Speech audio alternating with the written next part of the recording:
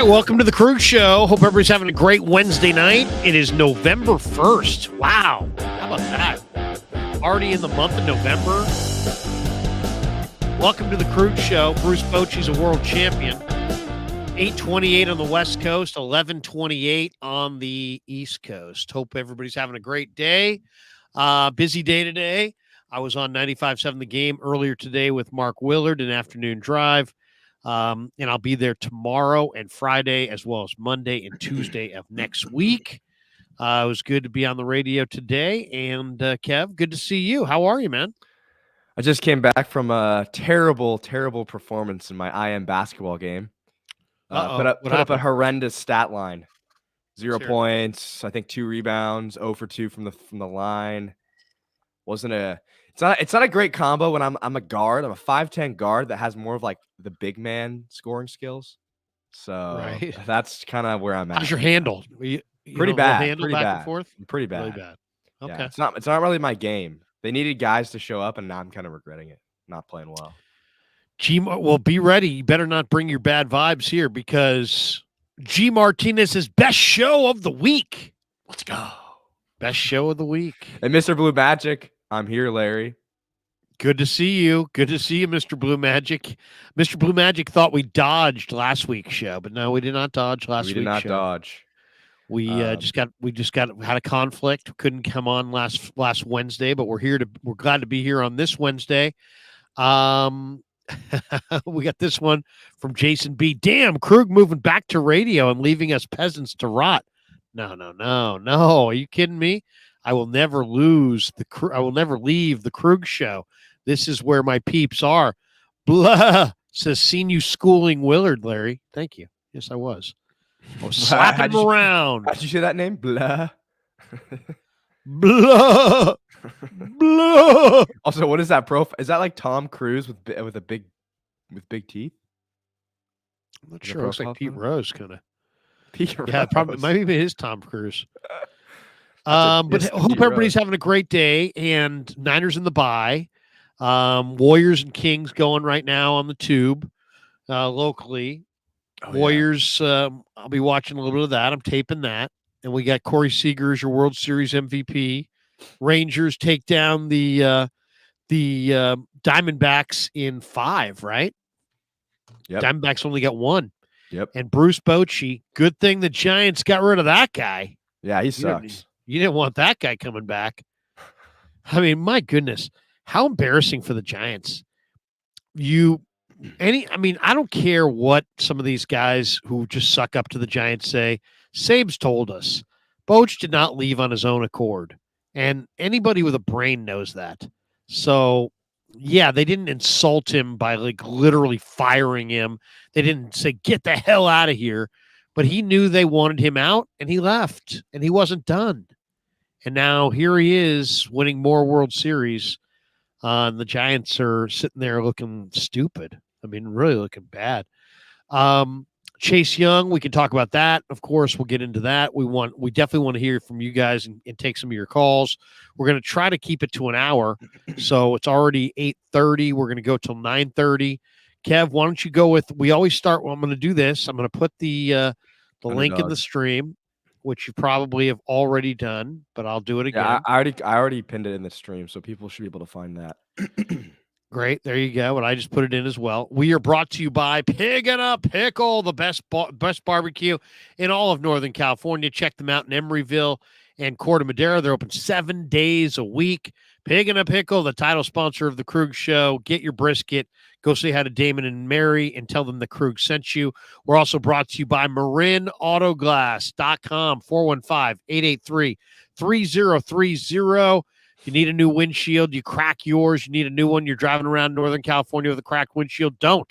Go to Marin Auto Glass, and they will take care of you. Tell them that Krug sent you.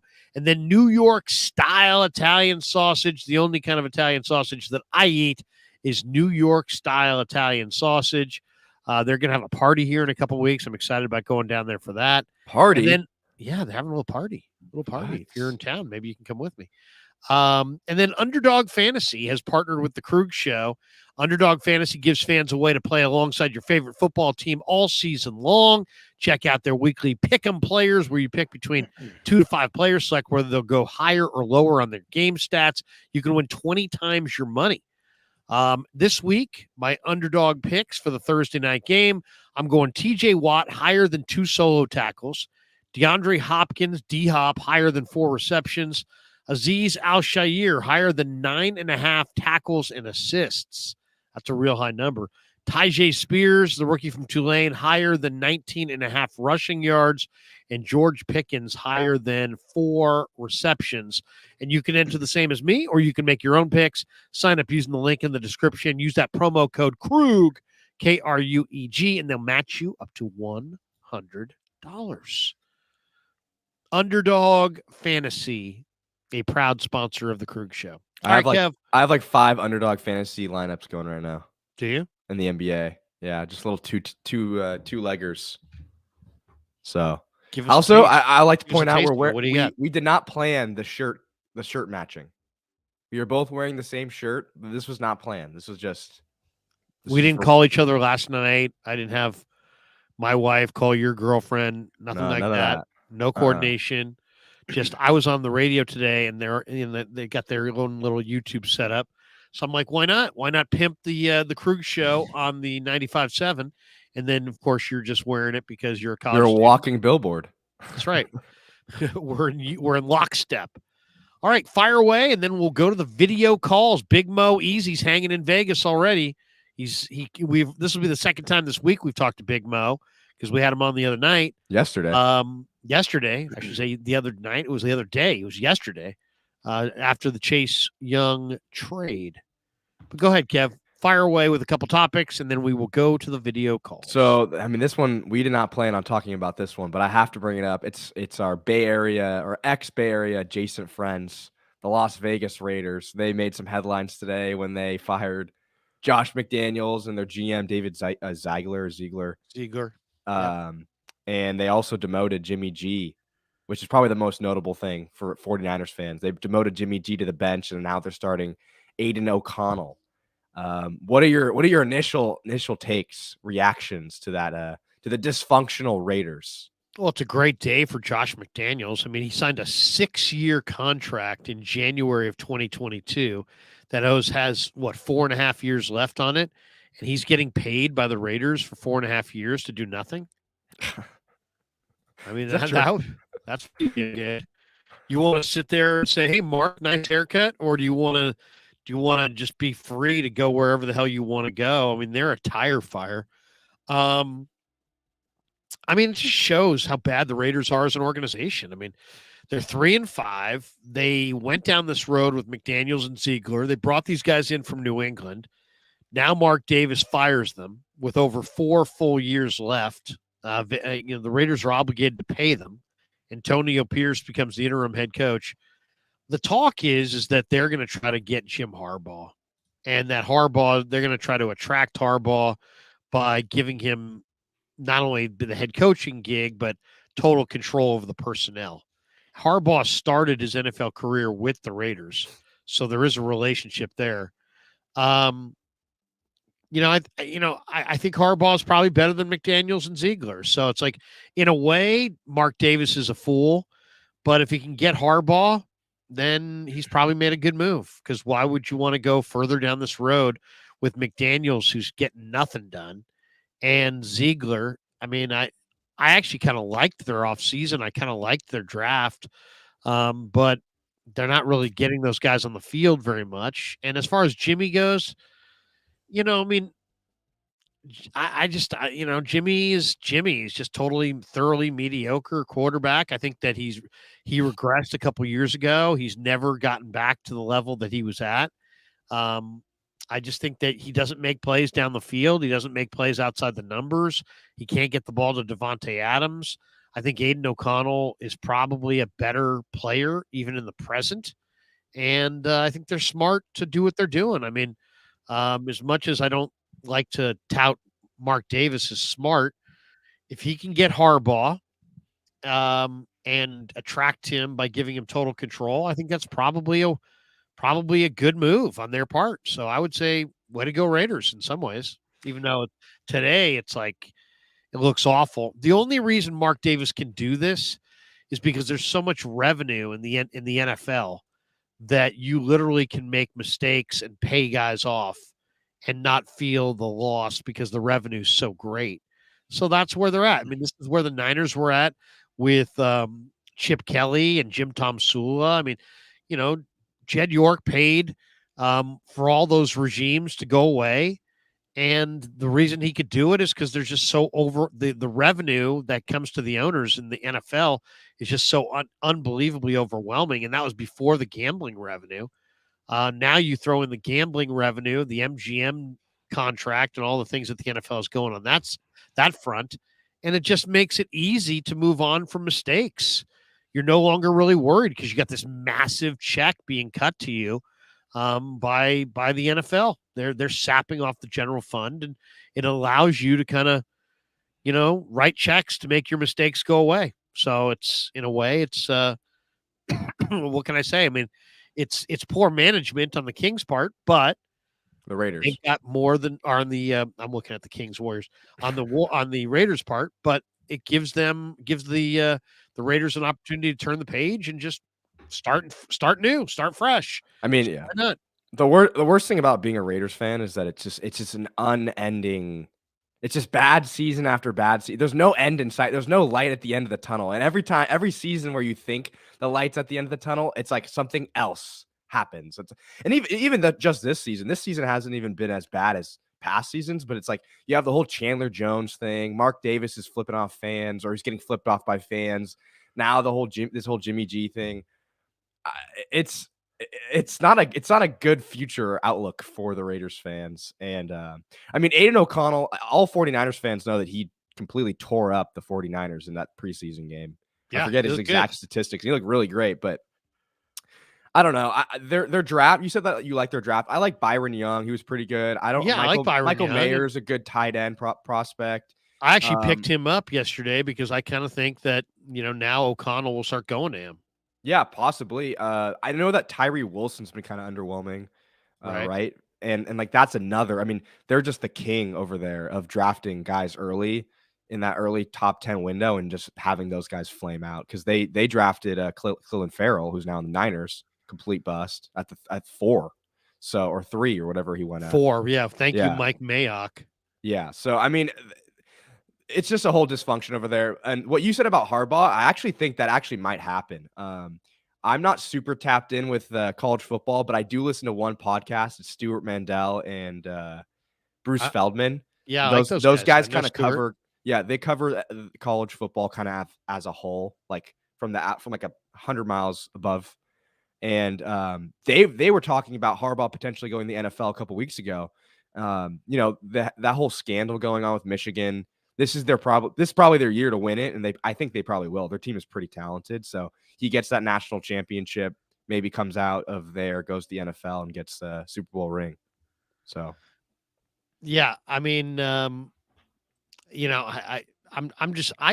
think it's a good move just because, I just didn't believe in McDaniels. I think McDaniels is totally overrated. I mean, you could say that Belichick's a great coach, that Brady made him look better than he is, but McDaniels was made to look really good by Brady. And I look at McDaniels and I'm thinking, wow, what is it that you do?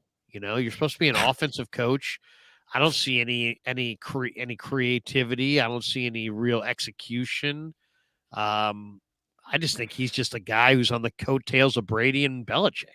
My question to you would be, what's your opinion on Jimmy G now? Because obviously with the Niners, Jimmy G was a super efficient quarterback, and then with the Raiders, he was the exact opposite.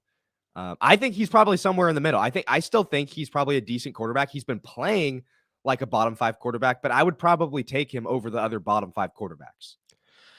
I think he's a broken quarterback. I think he's a quarterback that doesn't feel comfortable throwing it outside the numbers or down the field.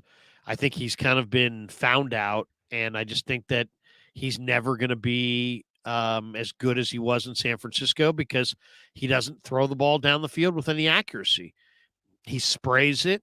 and you know, I just think that his accuracy is lacking, and I don't think he throws with anticipation. He's not a good late in the down thrower, so he doesn't create with his legs. He freezes in the pocket. I think he's a below average NFL quarterback, and I think the Niners were right to move on from him. Let's talk about the Niners. Okay. Yeah, let's do it. Let's do it. So one of the topics going around right now is the whole Steve Wilks to the booth, Steve Wilks out of the booth, should I say? This one I think is kind of it's making a mountain out of a molehill. I think I don't necessarily see a huge difference if he's comfortable being upstairs and forcing him to be downstairs. Is that really going to fix the reason why they can't tackle in short yardage or they can't stop the run? Is that the difference? I don't really think so. But I want to play you a clip because this is your guy Tim Ryan, T-Rock. T-Rock in the house. Let me play real quick. Just tell me what you think about his what's he say? Ideas. I would not mind, and again, I don't know if it'll be his decision or Kyle's, or I would not mind seeing the coordinator on the sideline. And the only reason I say that is I know that the coordinators do a good job from the box. Dan Quinn comes to mind right away in Dallas. But this defense, I mean, just go back to the Minnesota game and some of the things they were trying to do different and weren't working from a defensive structure standpoint in terms of some of the coverage. When the coordinator's not on the field, he may, and again, this is just hypothetical. Hey, he's sitting down there with Johnny Holland, his linebacker coach. Johnny, this isn't working, right? The adjustments on the grease board, if you will, on the sideline in between series. Mm-hmm. This isn't working, man. We got to try something else. I'm telling you, every time we line up in this, they're slow delaying, running the hook to this spot. They're running whatever. Fred gets all that. These guys have played it. This is a veteran enough defense that's played in a lot of big games and won a lot of big games. Well, when Saleh and D'Amico are down on the sidelines, they're going to come up and say, what's going on? And not only can they hear your thought process and your opinion, but they can also feel it. They can sense the urgency of it. I think that just being able to have something tangible that he can touch down on the field and be like, okay, maybe that'll help, because I think sitting up in the box, and that's his perspective, and that's what he's always done, there's a disconnect between the players and the coordinator in terms of the liaison, if you will, and the guy that's relaying the message. Steve, you got me. This is Johnny. Check Johnny Holliday, man. They think we need to run a little more cover 5. What do you think? That sounds, and I don't know. I'm just hypothetically speaking, but being down on the field and having that eye-to-eye, field-to-field, touch-to-touch coordination with these players, I think that changeup could possibly be an asset for this defense. So that's basically what he's saying. Yeah. What are your takes on that? Well, Steve Wilks is not the first coordinator to coach from the booth. You know, a lot of people wanted Vic Fangio in the offseason. Vic Fangio coaches from the booth. You know, he mentioned the guy from Dallas, Dan Quinn. He coaches from the booth.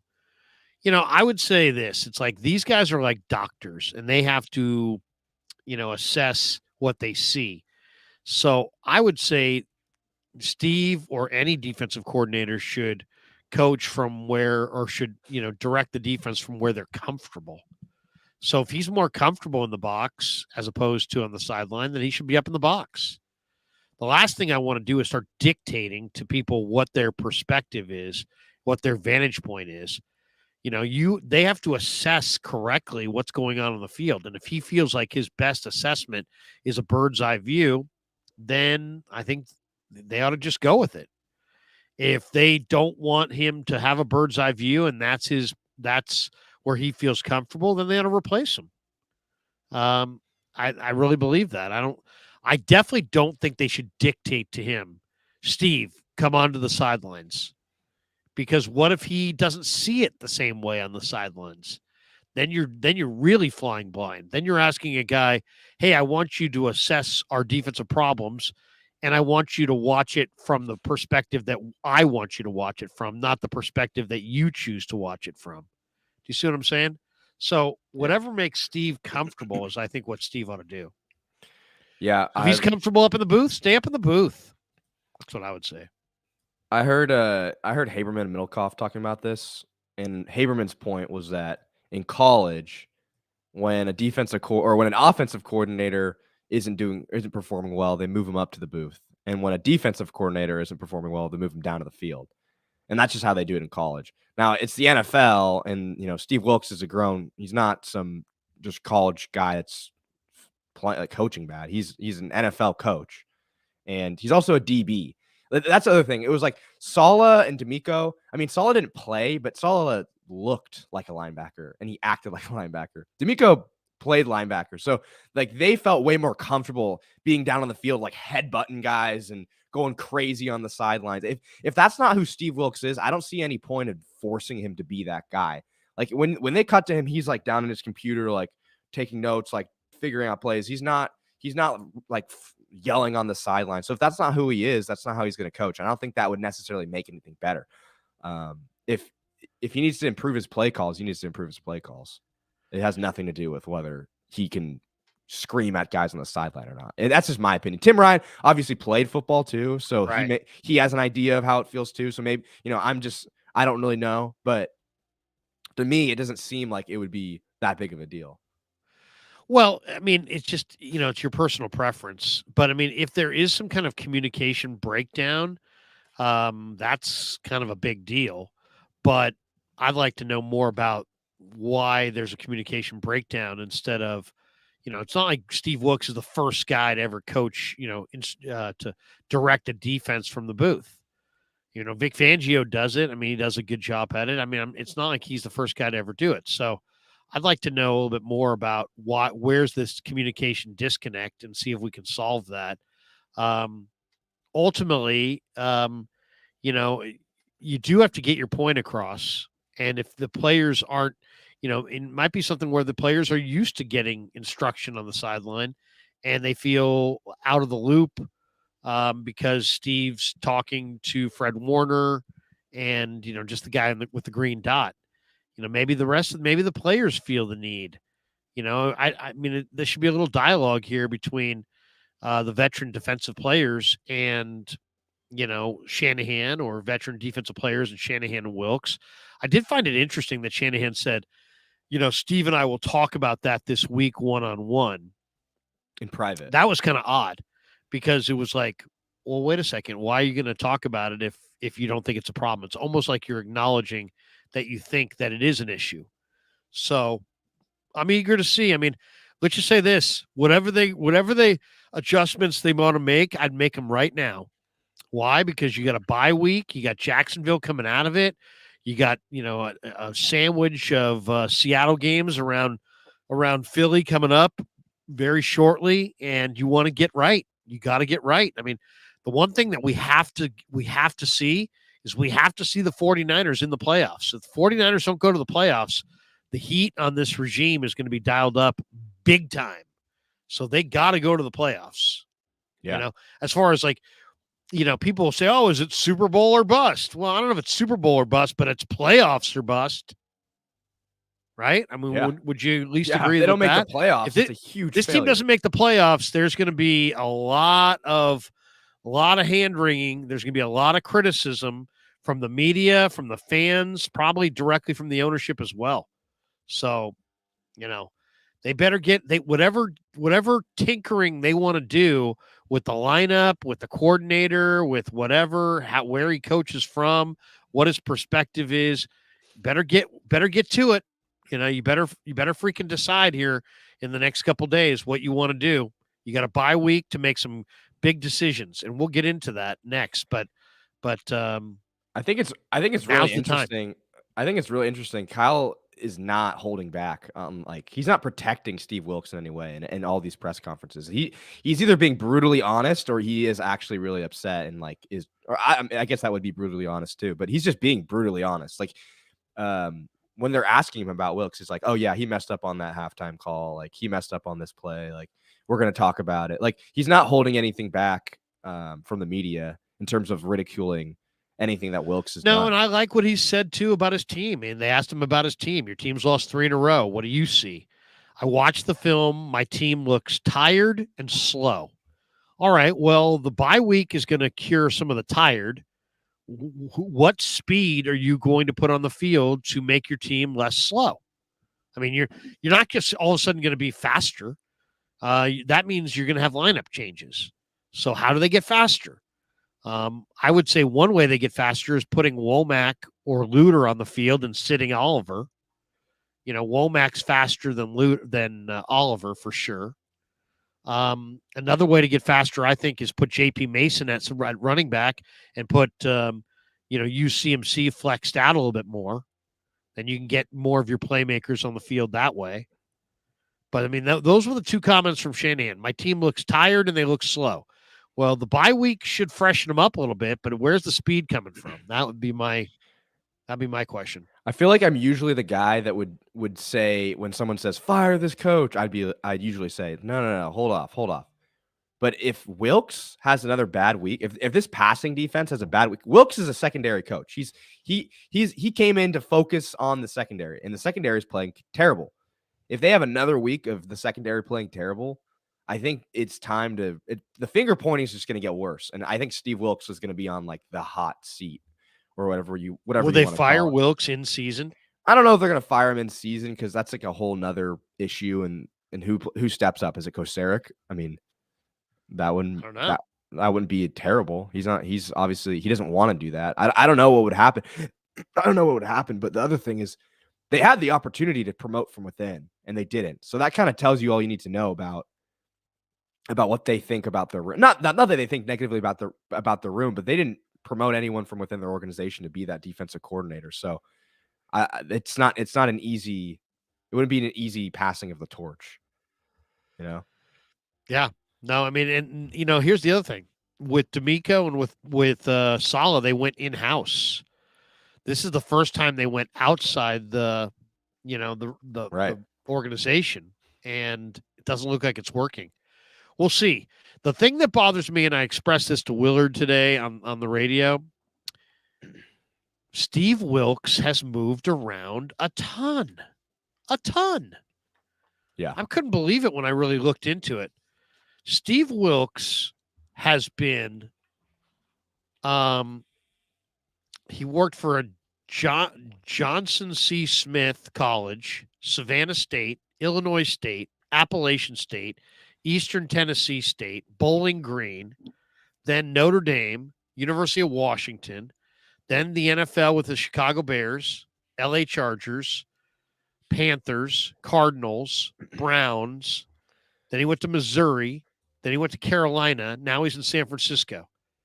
I mean, that's a lot of moving. I mean, we're talking about 16 different stops with even more jobs than that. So it's like the guy's had almost a different job every year, but he's had 16 different stops since 1996. Yeah, I mean, those college ones, I'd say that's almost like a testament of him moving up the ranks. He wasn't given a top job from the beginning. Because what some of those colleges I don't even know. Like what? Yeah. Southern okay. What? So maybe that's a little bit of an ascension. He's obviously he comes across, at least to me, it's a lot of moving though. If you're really freaking good, doesn't somebody say, "Hey, we'll offer you more money to stay"? Yeah. It always makes me wonder. I don't care if you're talking about football coaches, if you're talking about, I don't care what profession you're talking about. You show me a resume of somebody that goes back. It's 2023. We're talking about 1996, so 27 years. In 27 years, you've worked for 16 different organizations. That's a lot of moving, man. That's a lot. I mean, I'm not in that room.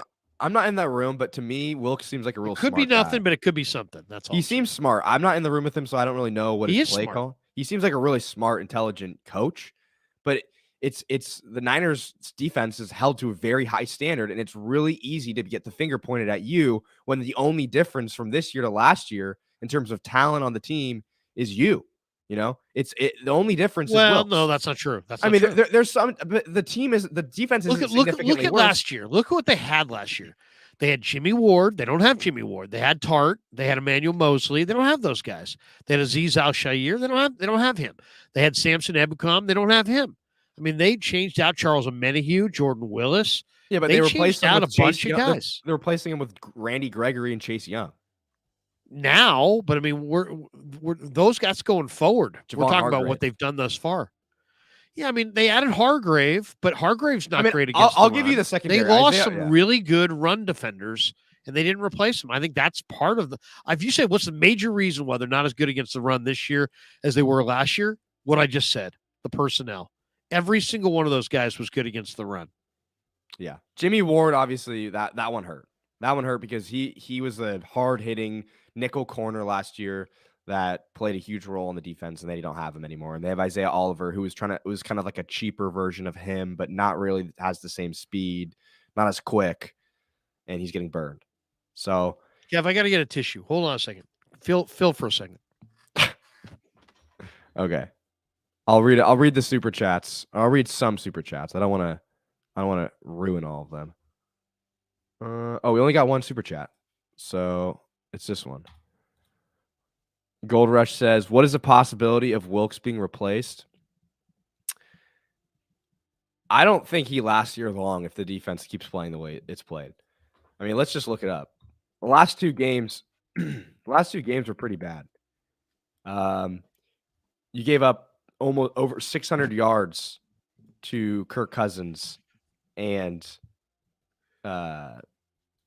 what's his last name? The last guy. All right, Burrow. There we go. Sorry about that. I was just reading this super chat. What is the possibility of Wilkes being replaced? I think it's pretty high if the defense keeps playing bad. Yeah, I mean, seriously, I mean, the Niners have they've got high expectations. If they don't turn it around real quick, I think he probably is going to be the fall guy. They're not going. I don't think they're going down with Wilkes. You know what I mean? It's like if they feel like Wilkes is the problem, Wilkes is moving on. That'll be my guess. Yeah. All right. Do we have another topic or two before we hit the calls? Yeah, last one. I know we went kind of long on these questions, but it's good stuff. The last question I have for you would be the title of the stream, which is, what's the biggest issue? What's the biggest concern heading into the bye week? I'm going to list you off a couple options, and you don't have to choose these options, but it's just to refresh your memory. One could be Brock Purdy. What's the question again? The biggest issue going into the bye week for the team. Okay. Biggest problem. Brock Purdy, a lack of speed on offense, aka a dynamic receiver that can run fast. Offensive line, defensive line, the secondary. You could say the passing game as a whole, the run game, offensive run game, the defensive run game, the defensive pass game. What are you thinking? I think the run D. I would say the 49ers run D is the number one issue. They're not stopping the run. And they didn't stop the run in the preseason. That's the part that really is bothersome. They didn't stop the run in the preseason. I asked Shanahan about it at the end of the year, end of the preseason. He's like, well, we were number one last year against the run. I'm like, okay. But, I mean, it wasn't the same team. And I would say that the inability to stop the run is, you could call it tackling if you want. The Niners missed 24 tackles in the first 5 games. Over the past 3 weeks, they've missed 32. They missed 13 on Sunday against the Bengals. In the first 5 games, the Niners were giving up 49.4 yards after contact, second best in the league. Those numbers have jumped to 100.7 yards after contact in the last 3 games. As a run defense last year, they were best in the league. They gave up 122.7 yards per game and 4.5 per carry, ranking 24th and 27th respectfully out of the past 2 weeks. So the run D that was number one last year, this year is giving up 122 per game and 4.5 per carry. That's 24th in the NFL and 27th in those two categories over the past 3 weeks. That's it right there. That's it. If you go up against some of these teams, Minnesota's pretty good, but if they can run the ball, they're very good. You looked at Cincinnati. We know Burrow's a good quarterback, and we know they've got good weapons. But if they can run the ball, and they did, they're deadly. They ran the ball, and they were deadly. So to me, it's like you got to make teams one-sided. You got to take away other teams' running games. If you can't take away other teams' running games, they become almost impossible to defend. And that's where they're at. They can't stop the run. They're missing tackles. Greenlaw's beat up. They're putting way, way too much emphasis on Greenlaw and Warner being the guys who have to stop the run. Last year, they had a handful of guys who could stop the run. Ebukam was great at stopping the run. Mosley was really a good run defender. Jimmy Ward. Now all these guys are just, when was the last time you saw Tayshaun Gibson step into the hole and crack somebody? I don't know if I've seen it once this year. He's done it. He's done it a few times, but I agree. I haven't seen much of him. He did get his hands on the ball a couple times. He has a knack for. His thing is he has a knack for catching the ball. He has a knack for being at the right place at the right time and getting interceptions. Right. But that's not run. That's not stopping the run. Yeah. And I'd like to see somebody stand in front of somebody. I just feel like guys are running through the 49er defense. And if Greenlaw doesn't hit them hard or Warner doesn't hit them hard, they don't get hit. Yeah. The DNs aren't playing the run. The corners aren't playing the run. The safeties aren't playing the run. They're just not playing the run.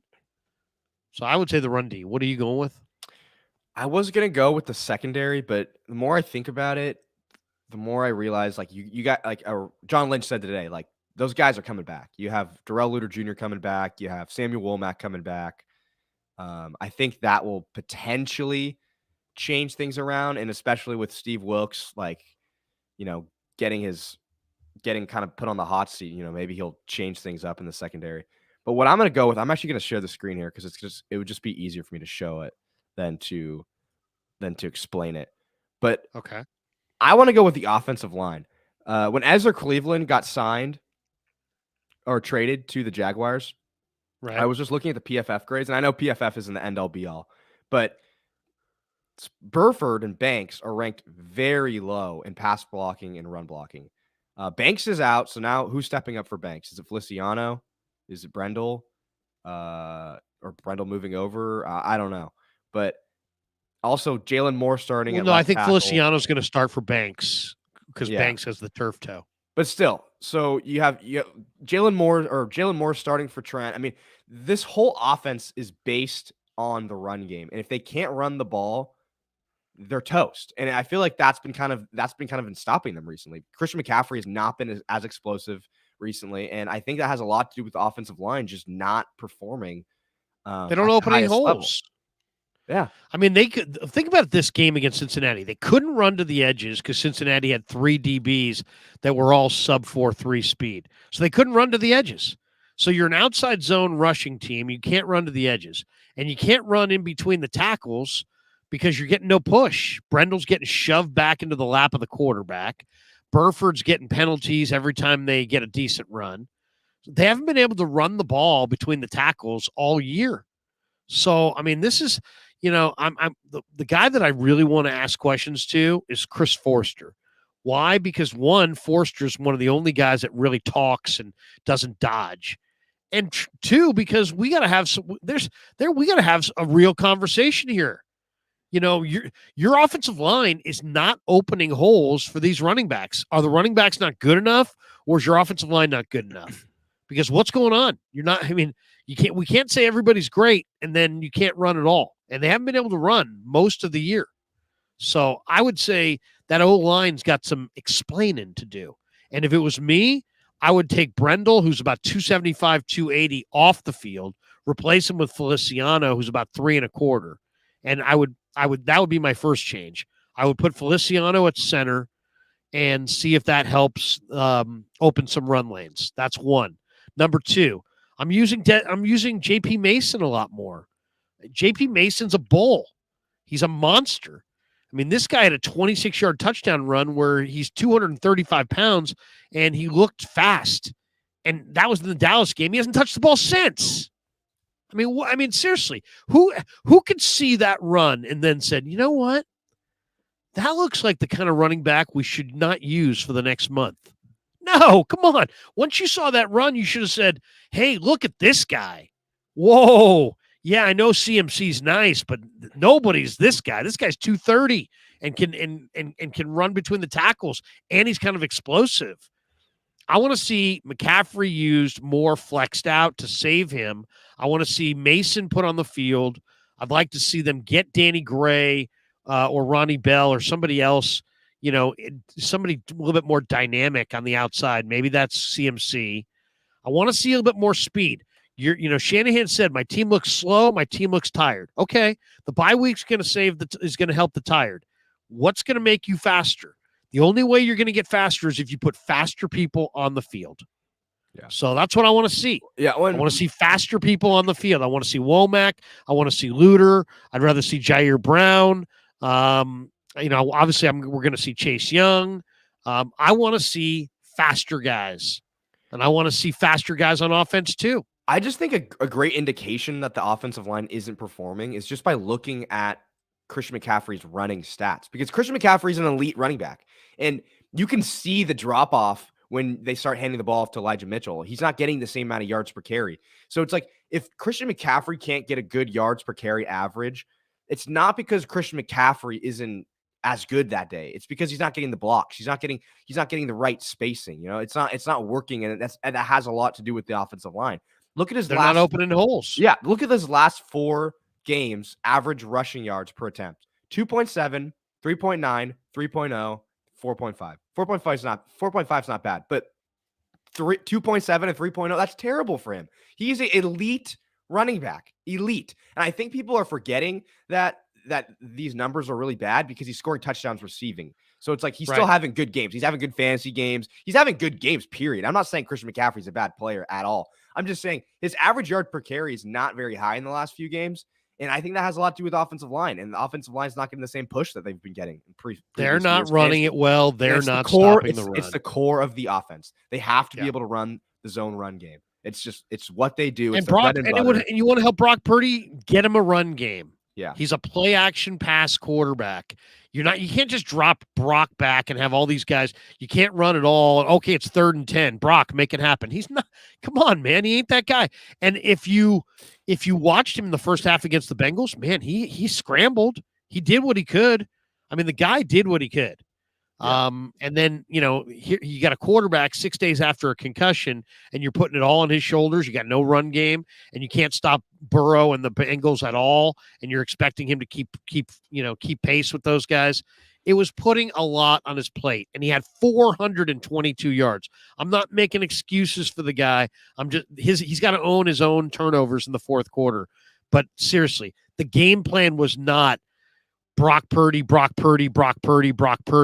He's going to do it all. He's going to lead them in rushing. He's going to, doesn't matter. You get the 3rd and 10. Brock Purdy will pull it out. I mean, you could. He didn't make any mistakes. Too much. He didn't even make any mistakes until the fourth quarter. In the third quarter, I still felt like that game was slipping away from them, that they were getting outmatched. So it couldn't only be Brock Purdy. In the fourth quarter, Brock Purdy sold the game. But in the third quarter, when they were still trailing, and Purdy was doing everything perfectly, it was still like, what's going on here? We're getting outplayed. So you can't really put it all on Brock. Brock Purdy can do some things and keep you in some games and make some plays, but he can't carry the whole team. I mean, he's not going to be able to carry the whole team. This week, they literally asked him to carry the whole team 6 days after a concussion. And the other thing is, this game was set. I mean, the other thing I would say to everybody before we get to the calls, everybody needs to fucking relax, okay? Just relax, period. Why? Because the Browns game was a major rest advantage for the Browns.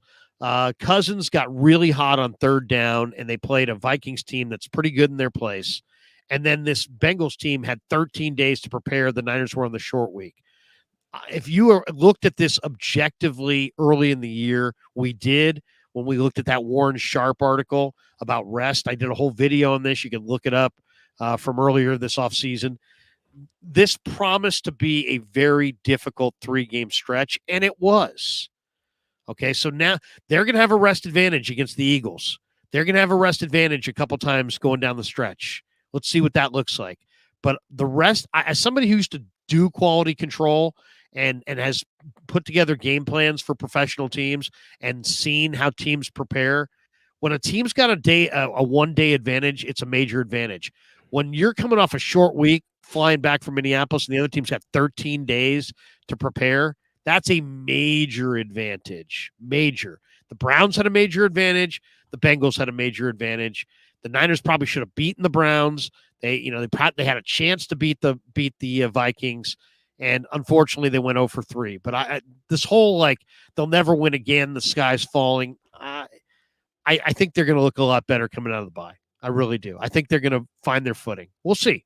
Do we have one more question, or is it time for the calls? It's time for the calls. Kev?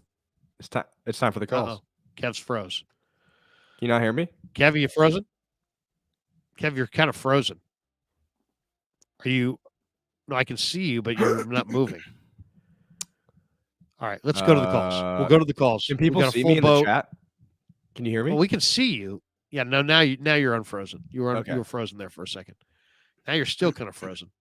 All right, here we go. You might want to reboot, Kev. Let's go to Big Mo Easy.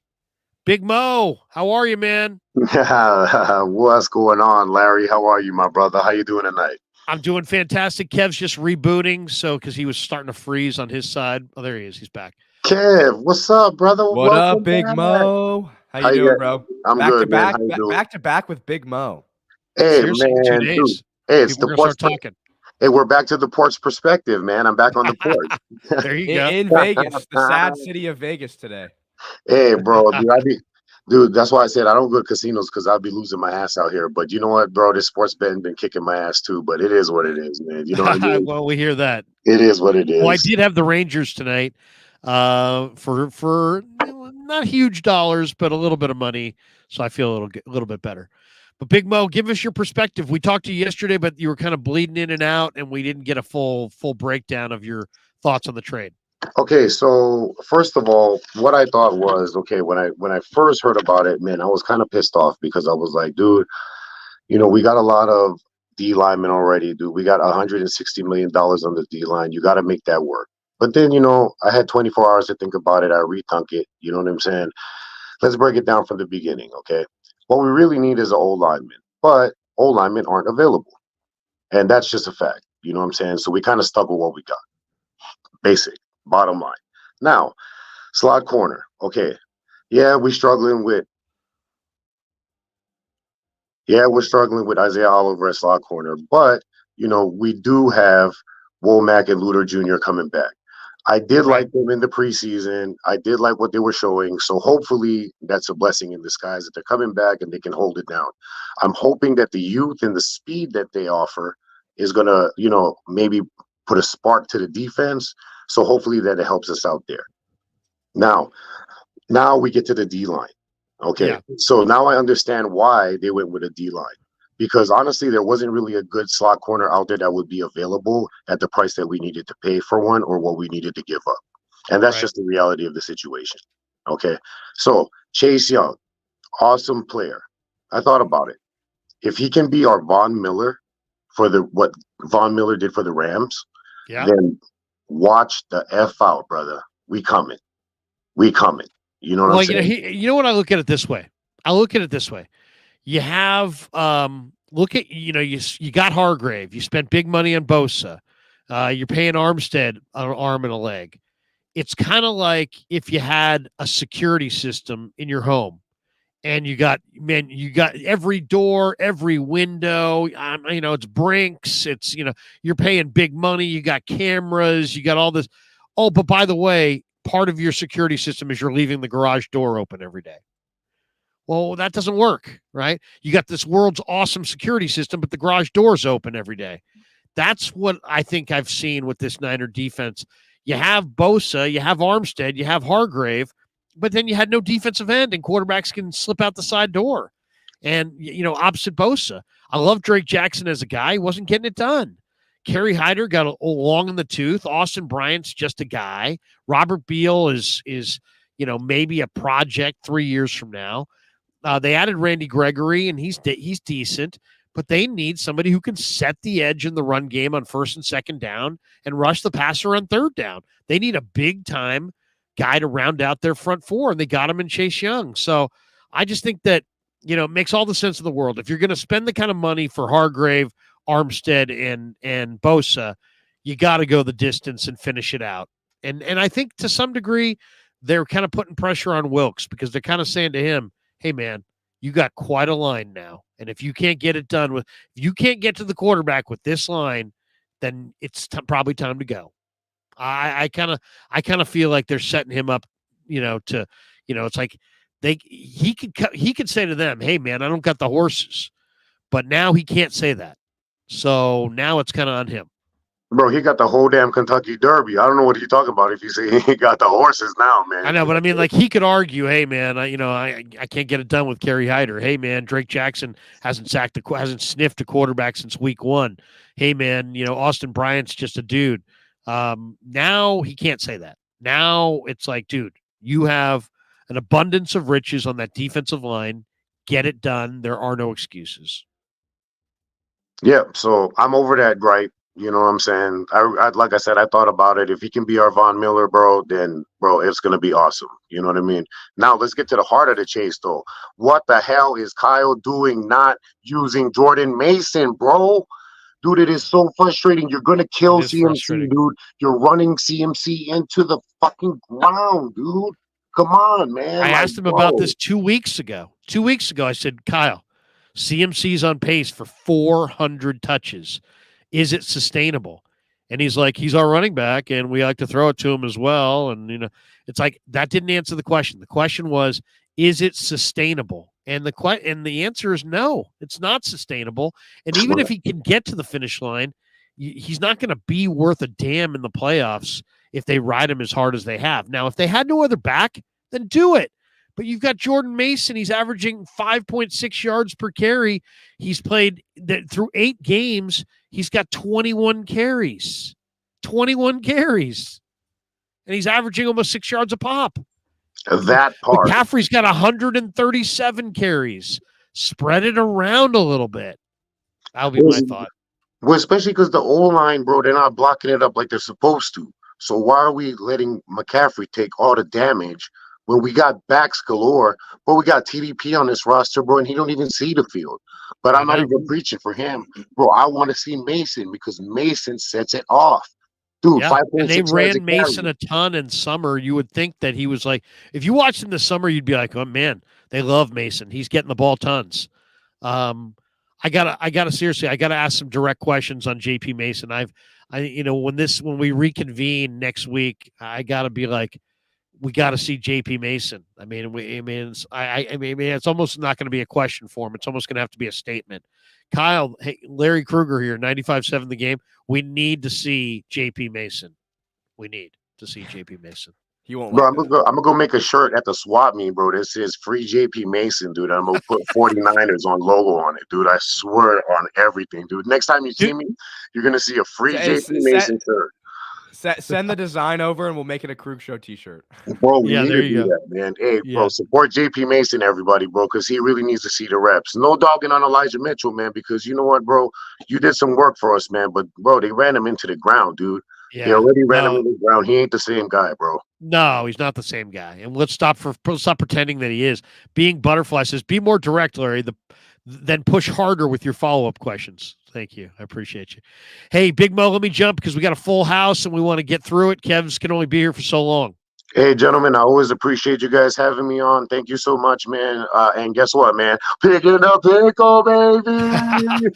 There you go, Big Mo. I'm digging that chain, by the way. Oh, I like that. Thank you, man. I like the matching hat. The matching. Yeah, there you go. You know what I'm saying, bro? Look, bro, I'm still spending money on these motherfuckers, and they pissing me off. But guess what, bro?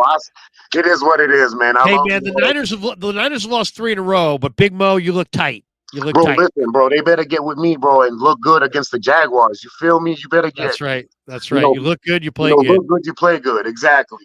All right, Big night, gentlemen. Thank you. You too, Big Mo. Big Mo in the house. Everyone's screaming Clay in the chat. I'm not sure what just happened, but I think I'm behind. Wait a second. I'm gonna rewind. Hold on. So Clay's bumping with Draymond. I'm gonna back it up for a second. Am I gonna get it? Here we go. Hold on a second. Here we go. Clay jumper. Bang. Let's check it out. Hold on. Oh, wait a second. Now yeah, he hit a game winner. Nice. Oh, he hit the game winner? Yeah, point 2 left on the clock. Woo-wee! All right. Let's go to Warren Smith. What's up, Warren? We'll get out to Louisiana. What's going on? What's up, Warren? How are you, man? Doing pretty good. You know, if I'm thinking about, like, do you think it's all Kyle Shanahan's fault on the defense a little bit? I can't. Because that's what I'm saying. Like, you could have had somebody training with D'Amico.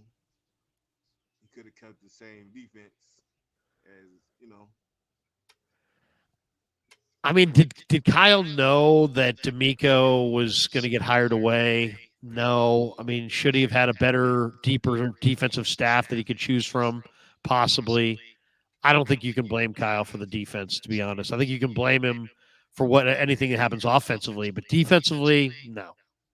I understand that, but I was just looking at it like, you always gotta have a backup plan just in case something, you know what I'm saying? You never know what's gonna happen in the offseason. Yep. Warren, I hate to bum rush you, but your volume's a little on the low side. Is there a way we can dial up your volume a little bit? There's also a little bit of an echo. Yeah, we're getting an echo. We need some headphones. I'll probably get some headphones. All right. Hey, Warren. Hey, thanks. We appreciate you, but we're going to have to take you down. But we appreciate you jumping in. Next time, calling with some headphones, we can get a good convo in. Yeah. Warren's a regular. I like Warren. Warren's a regular, and we love Warren, and he's got some great points to make. But it's bad enough when the audience has to hear me once. When they got to hear me twice, then that's really rough. Mr. Blue Magic in the house. There he is. The Niner hat, the Niner sweatshirt. Thought we were ducking the call-in show. We were ducking nobody. Nah. Mr. Blue Magic. Hey, you were Kev, which mobbing? What's up? I said, what's mobbing? You know Brooklyn in the building. Mr. Blue Magic, how you feeling right now? I'm glad that you called in because we didn't do the call-in show last week, and then we did a call-in show yesterday, and I thought maybe Mr. Blue Magic will jump in, but it was a daytime show, and you probably got other stuff going on in the daytime. Give us your rundown, man. They've lost 3 in a row. We need to hear from you. No. Time out. First off, Larry, okay. we gonna do what we like to do in New York, right? Real quick. we're gonna have a big homie, little homie talk real quick. Because Larry, for as much as we go back and forth, I have a lot of respect for you. I got a lot of respect for your credentials. And the only time we really, disagree is when it comes to Brock. Okay. But I was extremely disappointed in you. I caught a show, and mind you, like I said, I'm in New York, so right now it's almost 12:30 in the morning. Okay. So this is the faithfulness that I have with you. I fuck with you, Larry, for real. So This is why I'm going here before anything. Go for it, Larry. I was very disappointed in you when you took shots at other content creators without naming names. Who did I take a shot at? You didn't name. Listen, without naming names. So when you were on with Damon, and I'm not a fan of Damon, and it's not his football knowledge, but it's his arrogance and putting people down. Like, we can say what we want about Lombardi or whatever the case may be. I don't ever feel it's cool to put people down because you disagree with them. The same way I say it in Grant's chats, Jesse, Ryan chats, and in here. You can disagree with the take, but don't attack the person. And I stick up for you the same way. So when I heard that type of and I know, a lot of times emotions get the best of us, You know what I'm saying? So we don't make the best decisions. But I was really disappointed when you were like, oh, well, these content creators, and I'm like, but what did I say? Number one, put a name on it. So you were talking about the whole, well, when Brock Purdy was great, yada yada. Now that he's not, y'all need to do this and y'all supposed to do that. So I gotta, I always come with receipts. Let me say exactly what I was going to say. Mm-hmm. This is what I'm talking about. There's been people that, and I'm not talking about one person. I'm talking about 7 or 8 different people that are just sitting there. They're telling you that they like Brock, but they're putting out, 10, 12, 15 different messages, all of them negative on Brock. Don't tell me you like me and then start ripping me. You can't go up to your girlfriend and be like, baby, I love you, but you're fat and you're this and you're that and come on, be consistent. And I just think it's disingenuous to sit there and when a guy does well, you're basically saying, you know what, you're not going to criticize him, but as soon as he does poorly, and the way it works, nobody goes undefeated. When the Niners beat Dallas, everybody knew, and I said it, you said it, everybody said it. They're going to lose some games. This quarterback's not going to look this good the whole time. He's going to throw some picks. And then everybody at that point, when they're beating Dallas 42-10, sits there and says, yeah, you're right. He's not always going to play this well. Yeah, you're right. He is going to turn the ball over. But then when it actually happens, these people are sprinting to Twitter or to YouTube and be like, he's not him. This isn't the guy. Wait a second. What happened to we saw the guy dominate Dallas, and you're going to take your time and acknowledge that this can't continue, that he's on a trajectory that's impossible to keep up with. And then all of a sudden he throws a couple picks and they lose a couple games. And now it's like, I told you he wasn't the guy.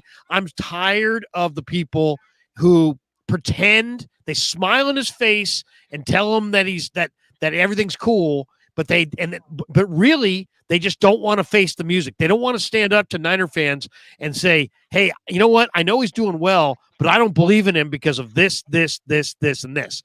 They're like, well, they got nothing to say. As soon as he loses a game, as soon as he throws a fourth quarter pick, I told you. That's all right. Shit. Now, Larry, hold. Now I'm gonna stop you because the problem today is because, like, I told you I've been doing a lot, taking care of a lot, which is why I haven't been around much these last couple of weeks. So what I'm gonna do is I'm gonna hit you on Twitter and I'm gonna go back to exactly what I was talking about, and it wasn't this, but even coming to this. So this is what you said in your stream with Jesse and Vish. At 7:13 in the stream, you told Jesse, I wasn't talking about you flip-flopping on Brock.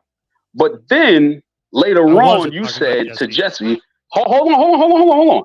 But then later on in the stream, after you said that, you said, go ahead, Jesse, because you were in that camp. So I wasn't talking about you. Right. Come on, Larry. I wasn't. Hey, Kev. Yeah, Kev. Yeah. I mean, here's the thing. There's a guy. You can't this feels like a core investigation. And then say you were in the camp. Wait a second. I'm not gonna name him because he is, an idiot, and he's gone at me to the point where I had to block him. He went at my son in a totally unprofessional way. And yet this guy put out, man, I'm going to go buy a Brock jersey. I'm rah Brock. I'm all in on Brock. And then when he lost, he's like, he's not the guy, this and that. And that's what I'm calling out. Now that I'll give you that out. Okay. And that's what I wanted, Larry. I read those and that's what I read when you didn't on that hold on, Larry. Hold on. Now, saying that, then I totally agree with you. But that's not how you put it in the stream. And that's what I said. I was shocked with you. To go after, and that's why I said to get personal with somebody because you don't agree with their takes, and I'm siding with you right now. To go at somebody personal because you don't agree with their takes is absolutely it is the worst. So I agree with you with that, and I understand that not naming. Now I understand that not naming a name. I didn't want to name the guy because here's the bottom line on this. Some of these guys are nobodies. And I don't want to give anybody No. Nobody's a nobody. Nobody's a no, Larry, and that's what I mean. That's what I mean. Don't turn into that person.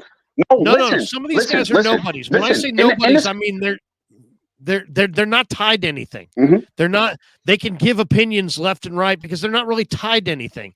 They're just out there in the ether. But that's everyone's right. But that's everyone's right, Larry. I mean, we don't have to be tied into anything. We don't have to be tied into anything. I don't owe these guys. I can disagree with them without. I don't owe them any explanation. But I do owe I do feel like I owe Jesse an explanation because Jesse's my friend and Jesse's comes on my streams and Jesse's on my channel. And that's why I wanted to explain to Jesse that I wasn't my reference was not to Jesse. But Jesse, then I read Jesse's tweet after I put that out there and I said, "Oh, there's going to be a lot of people who think I'm talking about Jesse." So I said that to Jesse, and I told him, I said, I wasn't talking directly about you. And then I sent him screenshots. Yeah, I know. I watched the stream. Who I was talking about. Let me just say this. Yeah, I watched this. I watched the stream. Blue Magic and Dad, like, I don't like. This is the worst. No one gives a fuck about what other content creators think about. I mean, I know people give a fuck, but I don't think it matters. Like I don't think it should be a discussion. That's why. No, I think a lot of people. The only reason. Be consistent. If you don't like Brock Purdy, then make an argument why you don't like Brock Purdy and stick with it. Don't sit there and say he's the guy when he wins. But no, Larry, you can, and that's the problem. Even on the stream with Jesse and Vish. So here's the thing. And wait, one more thing. As far as Damon goes, Damon's got his own opinions, dude. And Damon's opinions are Damon's opinions. And that's what you agreed with a lot of them when it was outside of football. And that's what I said. I said it was mostly Damon, and you agreed. And that's where I was like, nah, this ain't Larry. Damon's got his own opinions. I'm not going to waste any time in streams arguing with him about his opinions. I know him well enough to know he ain't going to change his opinions. And I'm not going to, my opinion of his opinions does not matter to him. So I'm not going to spend any time on that. He's entitled to give his opinions. And if we're on the same stream and he gives his opinions, that's not my opinion. And you know that, I know that, Kev knows that. I hope everybody else knows that as well. There are some things that he says that I agree with. And there's some things that he says that I don't agree with. But just because he's on my stream is not an endorsement of every opinion that he has. He's his own man with his own opinions. And this, time out, Larry. Hey, yo, Flav. Hey, yo, and this is exactly what I mean. Y'all say a lot of stuff in these comments that y'all wouldn't say to somebody in their face. Because I guarantee you, even when I disagree with people's takes and comments, I don't do that clown, transsexual, Brock stands, and none of that. Y'all some real tough guys in these comments. And I go to home Niners games. All the way from New York. So if you got that energy in these comments, bring that energy to a game. I got family in Cali. I'm in Cali. Bring that same energy. And this is what I'm talking about. Just because you don't agree with something, just because you don't like the take, just because you don't want to hear about the quarterback, then keep it pushing. But y'all disrespecting people for no reason. If you don't like it, then keep it pushing. I somewhat agree. Like, I think the whole Twitter argument thing is it's one of those. Yeah, I feel like. Well, okay. First, let's not get over. First of all, Mr. Blue Magic, let's not get overtaken by the chat. Everything gets way too. Everybody personal. needs to calm down. By the way, it's everyone. I'm not just talking. We all need to calm down. We're just at the end of the day, we're talking football. Yeah, I think people forget that. We're talking football. Yeah, and that's the problem. That's what I mean. Yeah, it's supposed to be entertainment. I like. Is there anything wrong with wanting to have a little consistency? I don't sit here. I don't do shit for. But I don't do shit for clicks. I don't. And but to here's the thing about you can't just do this for clicks. You can't. You lose credibility. Here's the thing about consistency. Here's the thing about consistency. Even when it comes to sports, Larry, it's not always going to be consistent. We see Brock going through a stretch that's not consistent with how he played last year and for the first 3 years. So it's okay to say, yeah, well, he threw for X amount of yards for this, this completion percentage. And in this game, he didn't. It's not being inconsistent. And me and you go back and forth about Brock. And I've said it even when he was looking amazing last year. I said I seen the flaws during those times and during those games. So it is absolutely fine for people to say, well, I've seen this prior. Totally. And now, I mean, if you don't believe, as long as you're consistent, that's all I'm saying. This is what we have, though. This is what we have. We have people who say, wow, guy looks really good. And then, but they're not really buying in. They're just kind of like appeasing everybody. And then as soon as he has a bad game, even though, I mean, there's tons of people who are like, Brock needs to sit. Why? He throws too many picks. He's thrown fewer picks than Mahomes. Does Mahomes need to sit? No. He's thrown fewer picks. But see, that's what Hurts. And here's what No. else I'll say. Brock gets a lot of unnecessary criticism because of factors that didn't concern him. The fact that there are fans who preached, well, the same grace that Brock is getting now is what Trey should have got. Or when someone compares the mistakes that Brock has made to someone like a Patrick Mahomes, who is established, who we know this is a hiccup because we see the body of work that he's put in the league.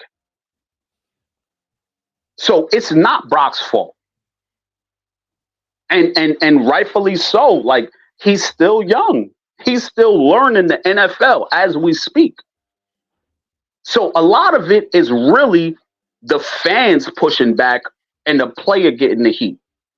The same way, I believe, even though Wilkes isn't doing an amazing job, it's not Wilkes' fault. Players are missing tackles, taking bad angles, not winning their one-on-ones because Nick Bosa hasn't won all of his one-on-ones this year. The scheme wasn't a fit. D'Amico Ryans was in-house. Robert Saleh was in-house. You pick this guy who doesn't know the wide nine. He hasn't been with the organization. We don't have the same complement of players that we lost. And remember, this offseason, I said, I believe that going 10-7 was a legit possibility. I said, because of the depth we lost. I said, because of the uncertainty at quarterback. Number one, his arm. Number two, he's still young. Number three, there's a lot more film on him. I said the strength of the schedule. I said the travel. And I said we start slow and we're undisciplined for the first half of every season under Kyle. And now, like when people said those things before the season, people didn't see it because, winning masked everything. But now that those same problems that were there, that defenses wasn't capitalizing on, and other offenses wasn't capitalizing on. Now, you got and like you said, you got the people that was waiting for the "I told you so"s. The same way No, I know. The Niners have a lot of problems, and only if Brock is going to regress, that's just added to the list, right? But to me, right now, they've given up 1,000 yards in the last couple of games. I mean, I was at this last game watching on the binoculars, Mr. Blue Magic, and Burrow did anything he wanted. And the scary part about this game? They had three things going. Mixon running the ball, the short passing game, and the screen game. And they could have done any of that at any point. And guess what? They didn't even really do the screen game because they didn't need to. They didn't need to. That's how bad things were going for the Niner defense. There was an entire screen but on the game flip that side, never had to stop. So the Niners have some serious problems. On the flip Mr. side, Blue. on the flip side, we want to keep blaming the defense, and you bring up those stats.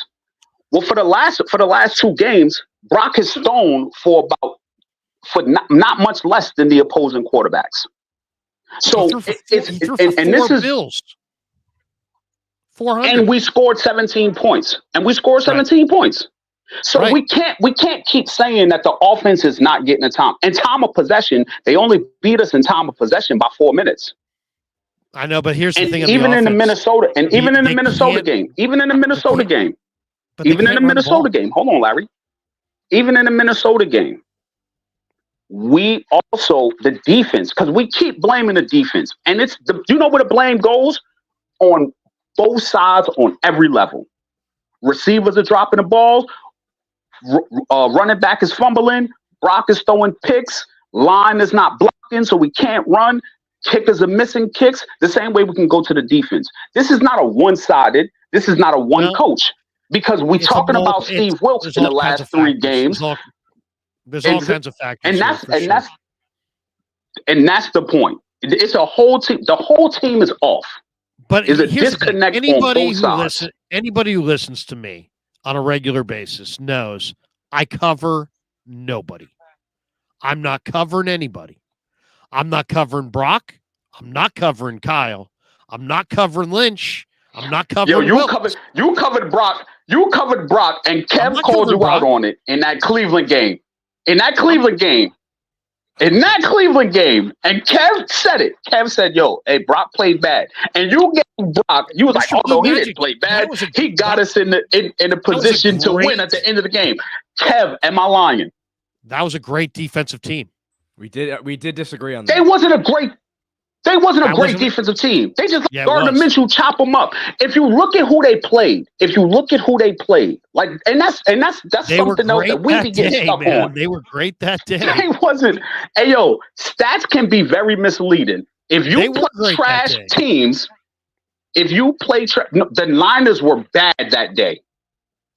Brock was missing throws. Brock was missing receivers.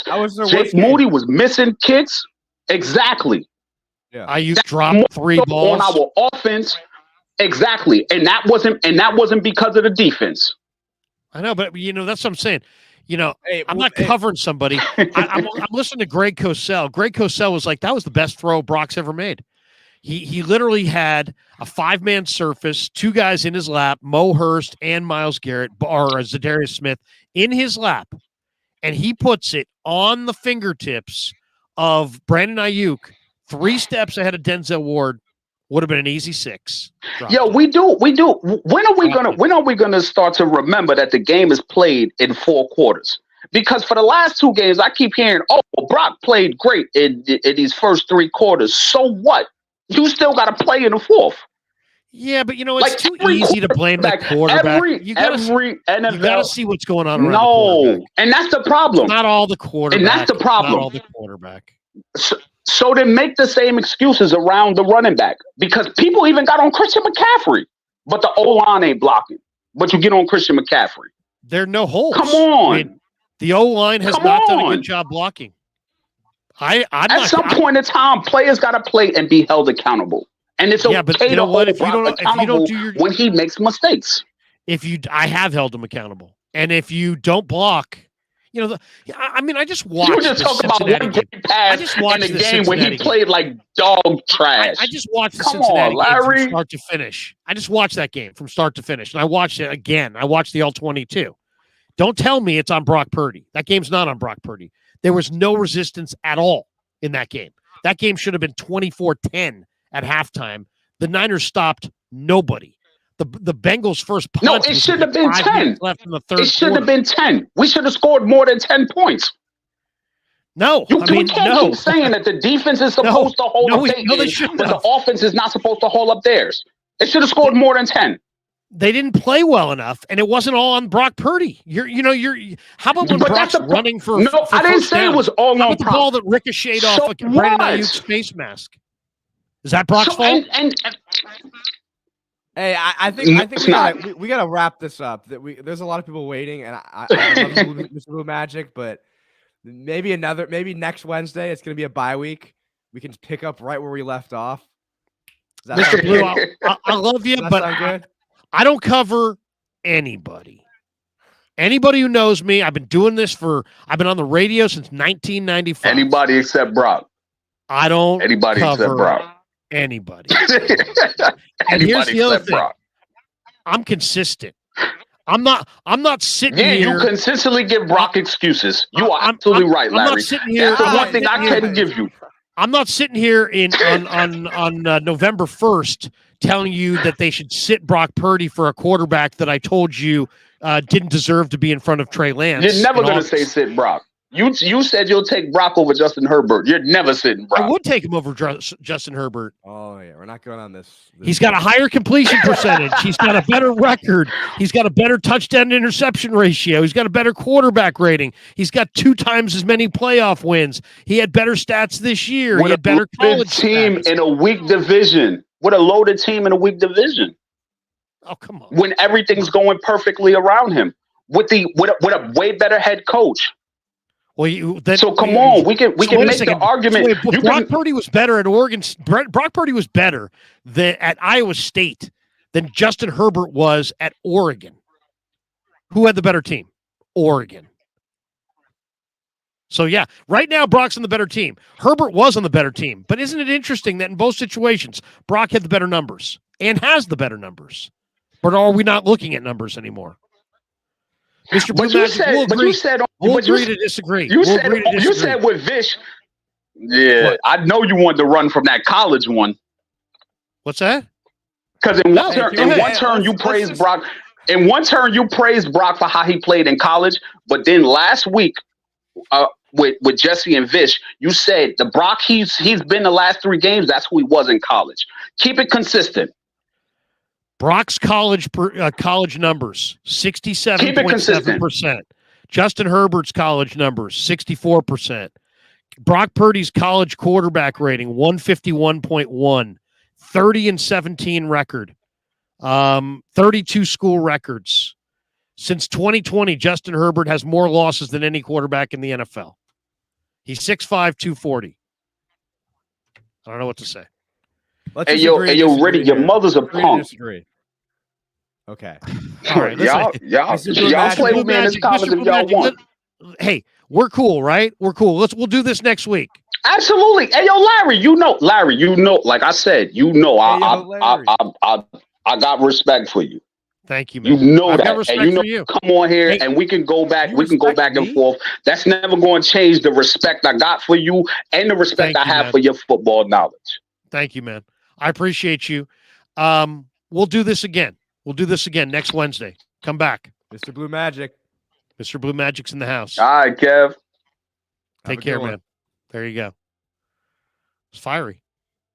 I know.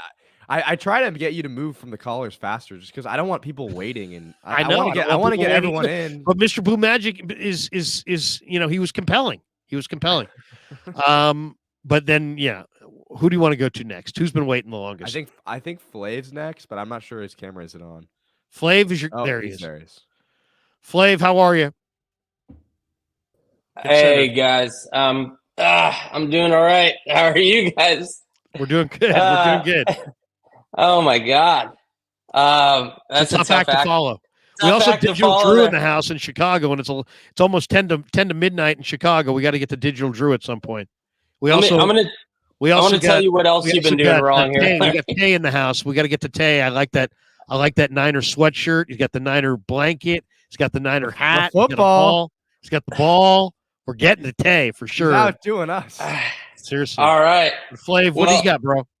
I got, I'm right there with you in terms of the run game. I think Kyle Shanahan's offense is so dependent on the run game because it's such an offense of deception.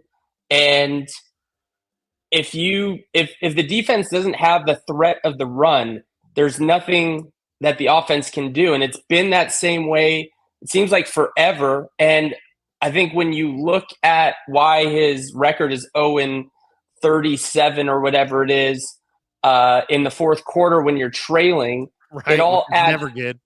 Yeah, but it all adds up because it's the same situation where if you take away the run game, which you have to do late in games if you're trailing, where the defense does not have to worry about the threat of the run.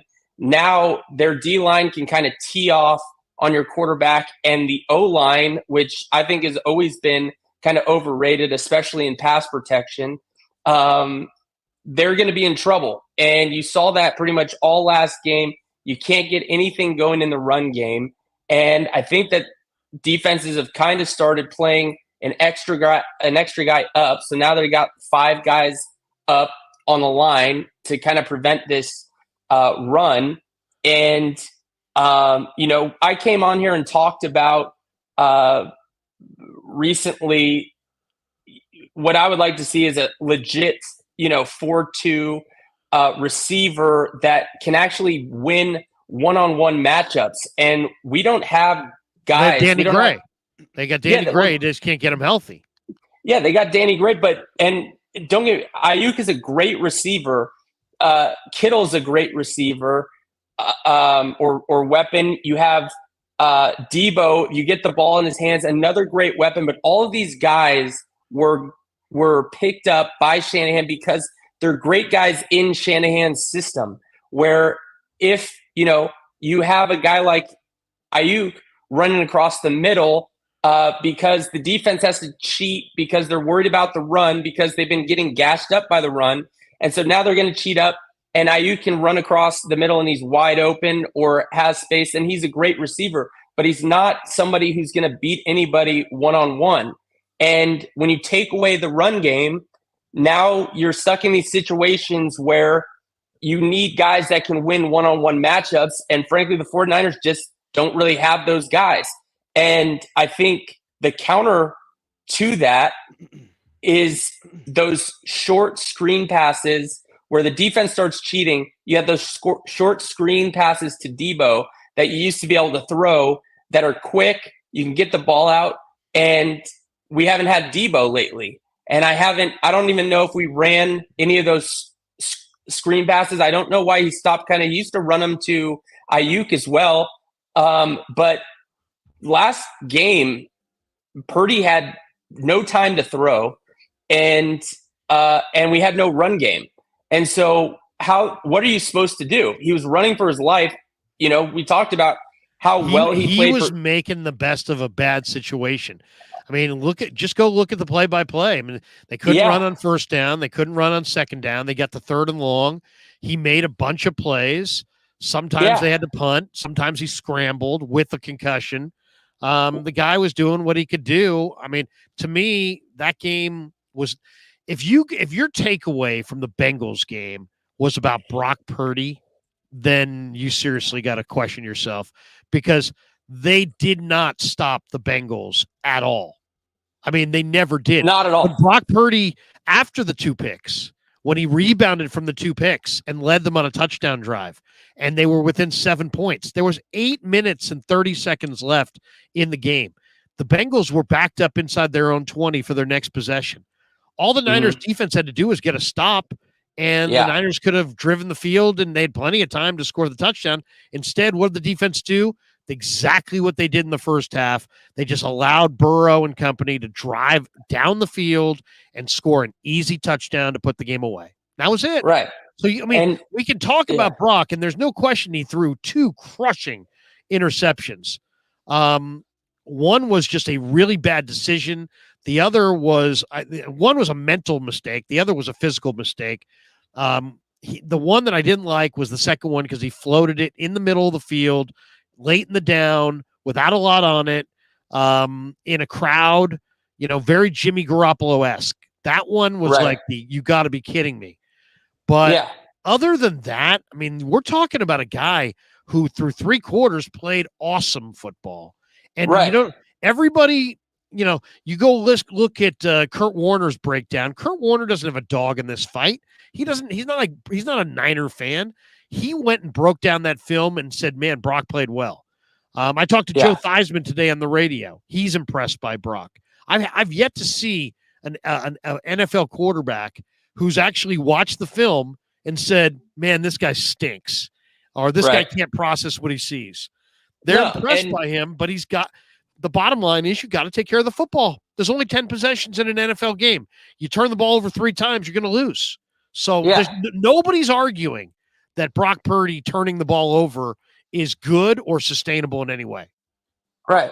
And, I don't care who you are, any rookie, it doesn't matter. You have to learn how to win games late in the NFL, no matter who you are. And, people are now getting mad if you call Brock a rookie. I won't call Brock a rookie, but he has not had many games that he's had to pull out in the fourth quarter, when he's trailing until now. He's got to learn how to do that just like any other quarterback.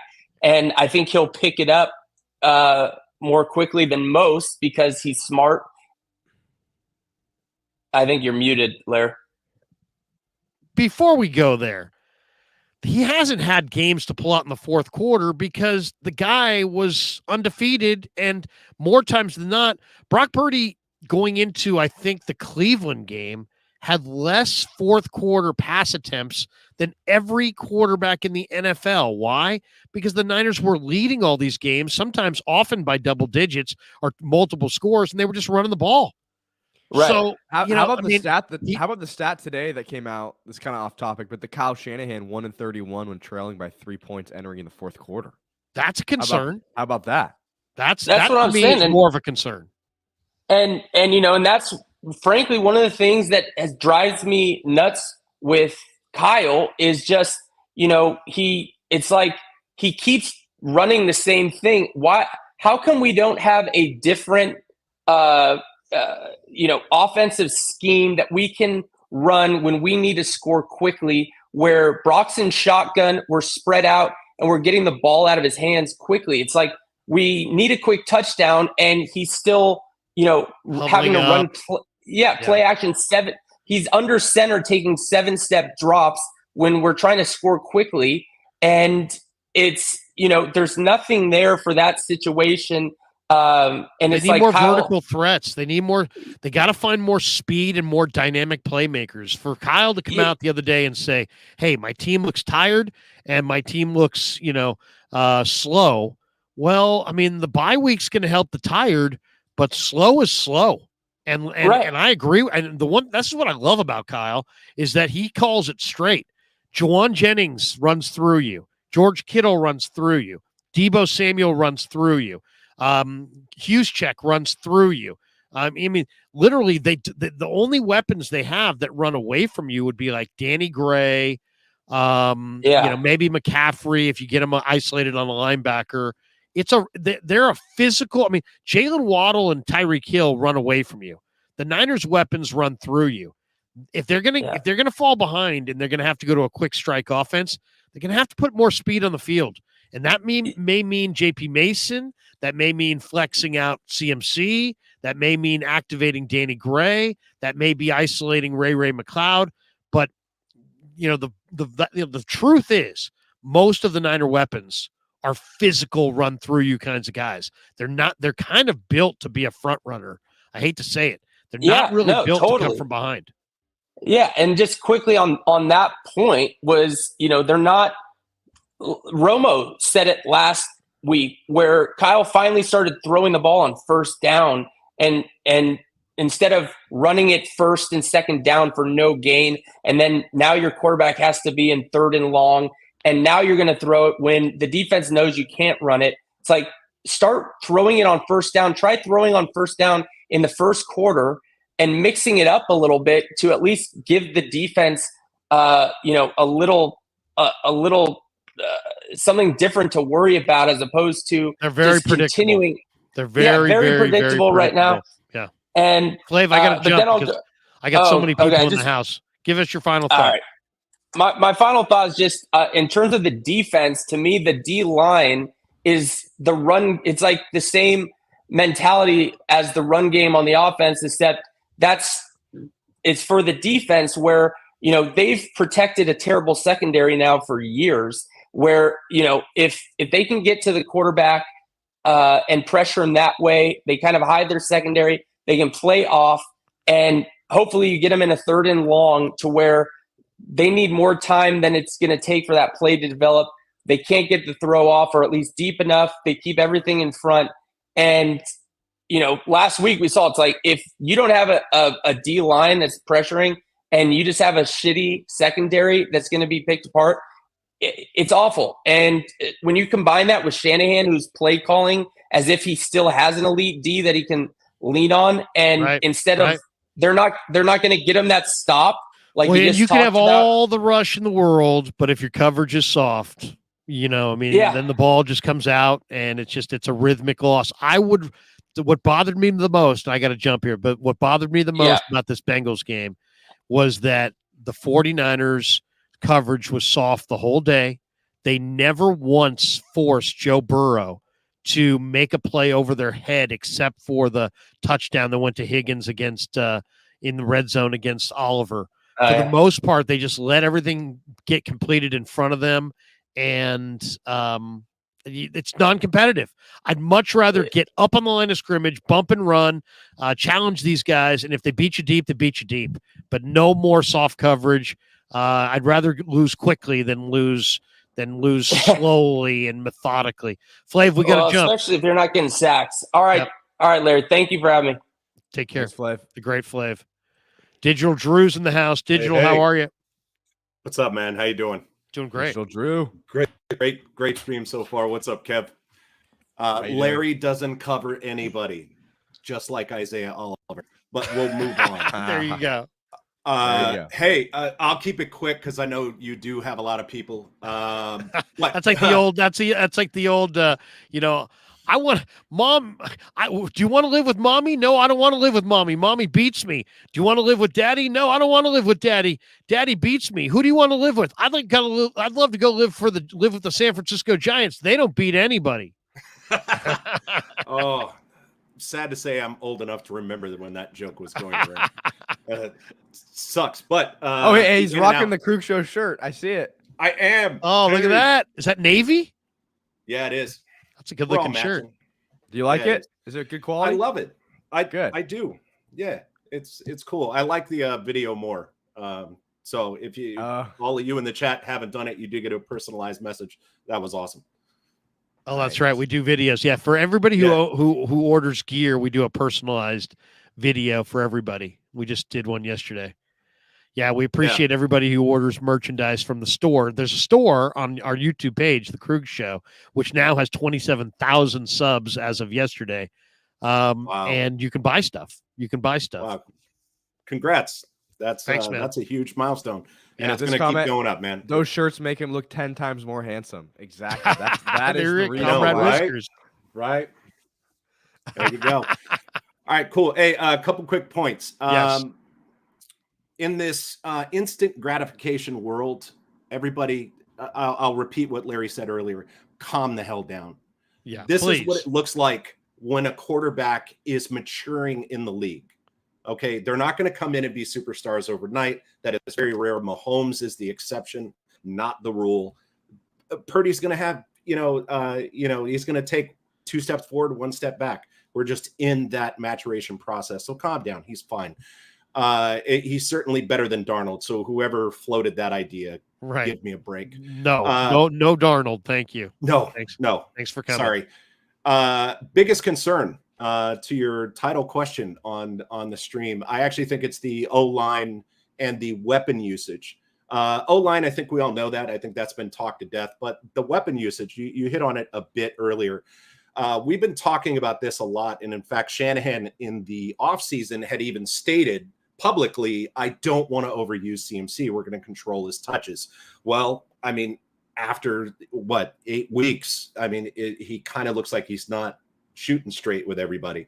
It's ridiculous. We're not using Mason. It doesn't matter if we get into the playoffs. As by the time we get there, all of our weapons are injured, specifically CMC. Amen. If that guy goes down, the season is done. Yeah. So we have to be aware. You gotta get to the finish line able to win.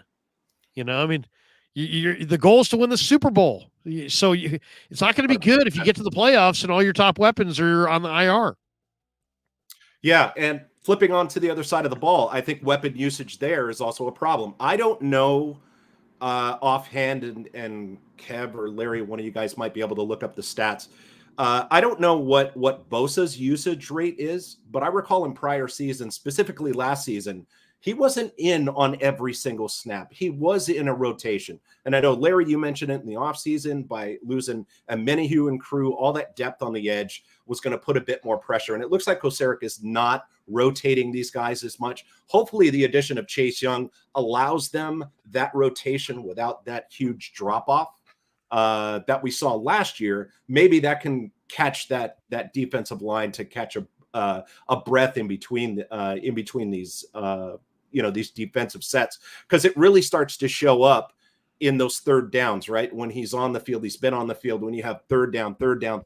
How many third downs did we see against the Bengals where it was like, okay, they're going to stop him? Nope, they're not going to stop him. And in fact, they weren't even close to stopping him. A lot of that is that they just start wearing these defenses out. So hopefully Chase Young can give some breaks so you can see a more balanced rotation up front. And I'm really hoping we see what's his name, Jair Brown, come into the game. I think we do need some physicality on the back end to help bolster the run. Boy, are we missing Jimmy Ward. How many clutch plays did he come up with last year that we are just missing this year, where it's like, that's a play. I said it probably 4 or 5 times during the Bengals game. I was like, that's a play where Jimmy would come up big, where he would get a guy 3 yards before he got that first down. Now we don't have that. Yeah. No, they miss his physicality. It's really hurting. They miss how physical he was. He was an incredible hitter. The guy was and he was a leader. Yeah. And he was a leader. He was like another coach, longest tenured 49er as of last year.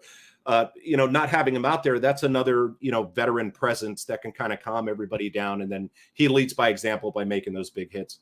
It's unfortunate the Niners didn't make a move in the secondary.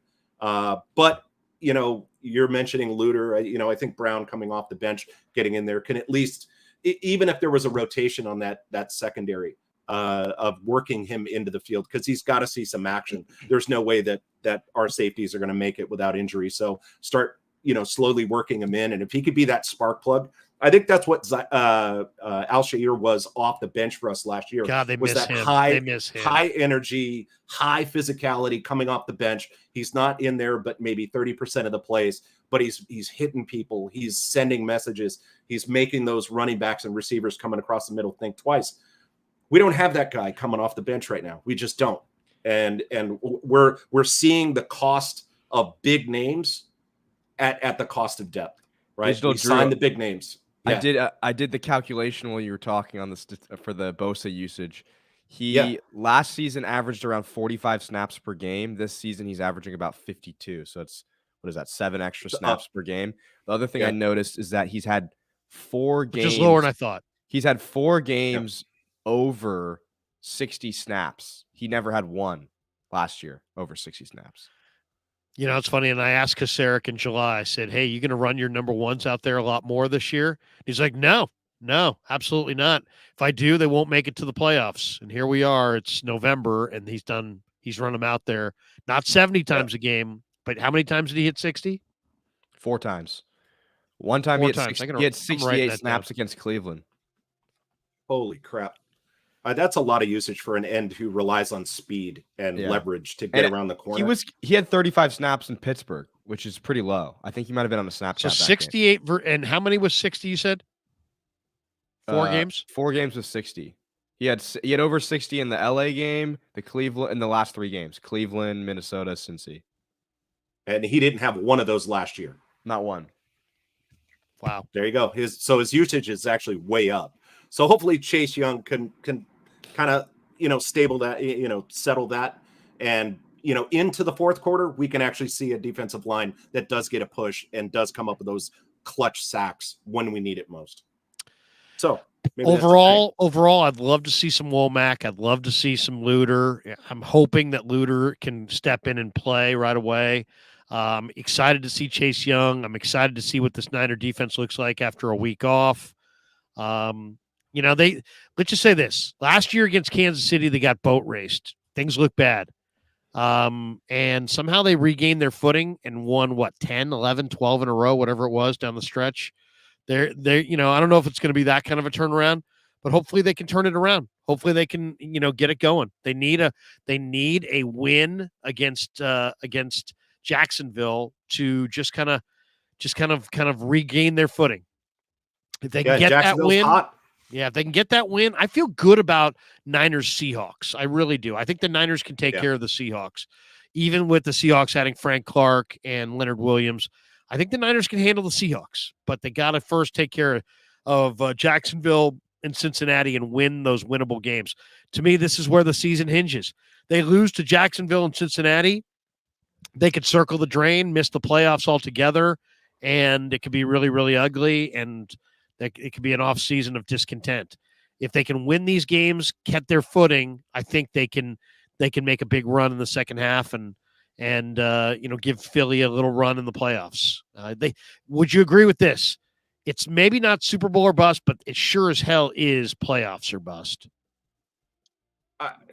I think it's a little higher than that. I think they have to win the West. If they don't win the West, I think seats start getting hot because they've just emptied the cannons. I mean, you got 2 second-round picks on your edges now. You got every weapon you could ever want on offense, and if you can't even win the West, which is relatively a weak division, I wouldn't want to be Shanahan. I know that. I know. You almost couldn't blame the Yorks if they wanted to pull the trigger and fire him. Wow. I mean, Harbaugh's coming available. Oh, no way. Just saying. Way. They're not going back to Harbaugh. They're not going back to Harbaugh. Oh, hey, what would you do if they did? Well, I mean, to me, it would not be the worst decision. It would be more them. They would probably have to admit they made a mistake because if they're running Shanahan out, they might have to give Harbaugh personnel control. I think that in and of itself could be a major mistake because I don't know that Harbaugh's ever proven that he's worthy of personnel control. So I don't know, but hopefully it doesn't get to that point. I think Harbaugh's going to be a Raider, but we'll see. Digital, let us jump, but thank you for buying the merch and thanks for checking in. Yeah. I realize it's 12:15 in the Central Time Zone, brother. So we appreciate you. I gotta go to bed, man. Digital Drew, I got to tell you this. I was meaning to tell you this. On one of these nights, me and my buddies, we were actually playing Mortal Kombat. I'm not sure which one we were playing, but we were playing it. So I actually got to play the game. Did you tell your buddies that you know Mr. Mortal Kombat? I didn't mention that, but I probably should have. What? I didn't realize until after the fact. I'm like, I got. You should have told them I'm a made man with Mortal Kombat creator. That would have been, you would have been the king of Cal Poly for a night. Hey, Kev, if you guys are playing again, hit me up over Twitter. Let me know you're playing. I'll jump on and actually play with you guys. Oh, you'll probably kill us. You'll probably kill us. Dude, I make the game. I'm not good at it. Every time somebody plays me, they're like, man, you suck. I'm like, I make it. I don't. Drew, you ever seen the movie Couples Retreat? I have. Where the guy who is the actor who makes Guitar Hero supposedly in that movie, and then he challenges the guy to a Guitar Hero duel. Vince Vaughn. Yeah. Vince Vaughn. Classic. Oh. All right, brother. Hey, have a great night. Appreciate you. Cool, man. There you go. Digital Drew. He's awesome. Tay's in the house. What's up, Tay? Thanks for being patient, man. What's going on, Larry? What's going on, Kevin? How y'all doing? Oh, man, we're doing great. Thanks for waiting. Yeah, thanks for being patient. Where are you located, Tay? I'm actually down here on the East Coast. So when I heard you talking about the Chase Young thing, I wanted to bring that up because a lot of these Commander fans are jumping ship. It's crazy down here right now. They are upset that Chase Young. They thought that they were going to keep at least one of them. Right. But since they let both of them go, they're really upset. And Chase Young is actually from here as well. Right, he's from Marlboro, right? Yeah, he went to one of my old high schools. Yeah, so he went to DeMatha. Are you a DeMatha guy? Yeah, I used to go there for 1 year. Okay, DeMatha. That's Morgan Wooten, man. That's yes, sir. Danny Ferry. That's one of the best. That's Derek Wittenberg and Sidney Lowe and those guys back in the day. A lot of guys came out of there. So they are really upset. Some of them are actually trying to be Niners fans now. Oh, really? Hey. Yeah, I have a lot of them posted on Facebook saying, "Hey, man, I'm coming to join you." I said, "Come on over." I know they just pulling my leg probably, but so who's better? No. Who's better between Chase Young and Montez in your mind? I think they're kind of neck and neck. Chase without the injuries, they're probably neck and neck. Okay. Since he hasn't been playing, you haven't really get to see the full potential of him. Right. But I think with him coming to the Bay and playing with Bosa, and I think he's going to light a fire under the defensive line because they haven't been playing well themselves. Steve Wilks can call whatever he wants to call, but it's their job to try to get to the quarterback. So they have to, if you can't get there, get your hands up. You know, Right. like they do Brock Purdy. He's a shorter quarterback. So they just hold our lineman up and wait till he throw the ball, and they'll put their hands up and bat the ball down. So we have to teach our D-line, if you can't get there, get in the passing lane somehow. You can't let him just sit back there and throw the ball. I think with our team right now, we have to go back to the fundamentals. It's too many penalties. It's way too many penalties. Yep. Every time we get the ball, we start out, it's 1st and 20.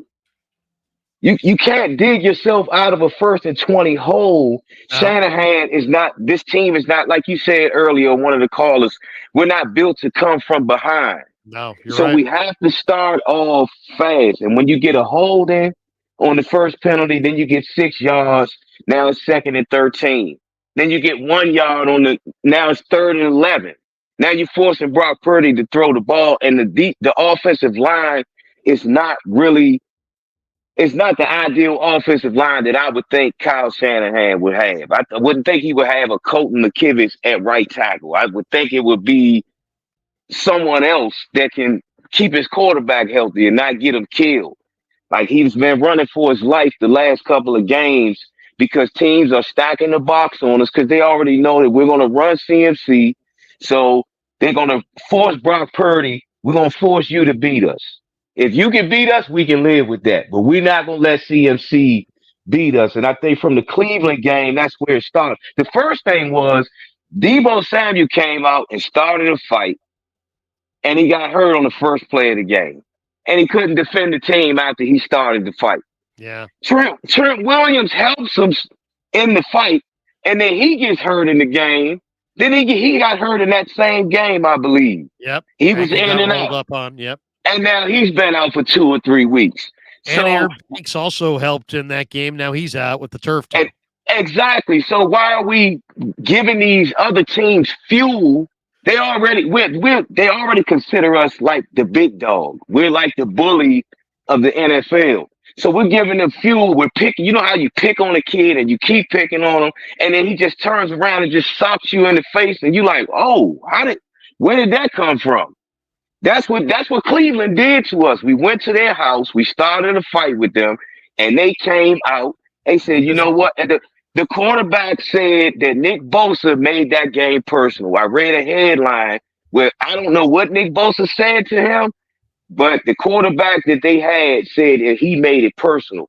And I think that gave them confidence to beat us, along with us beating ourselves with penalties and Shanahan not getting in a rhythm of play calling. He'll put Mitchell in the game. Like, I forget which game it was. He put him in for one play. Minnesota. He got like 1 yard, and he took him out for the rest of the game. He didn't try to get him in any type of rhythm.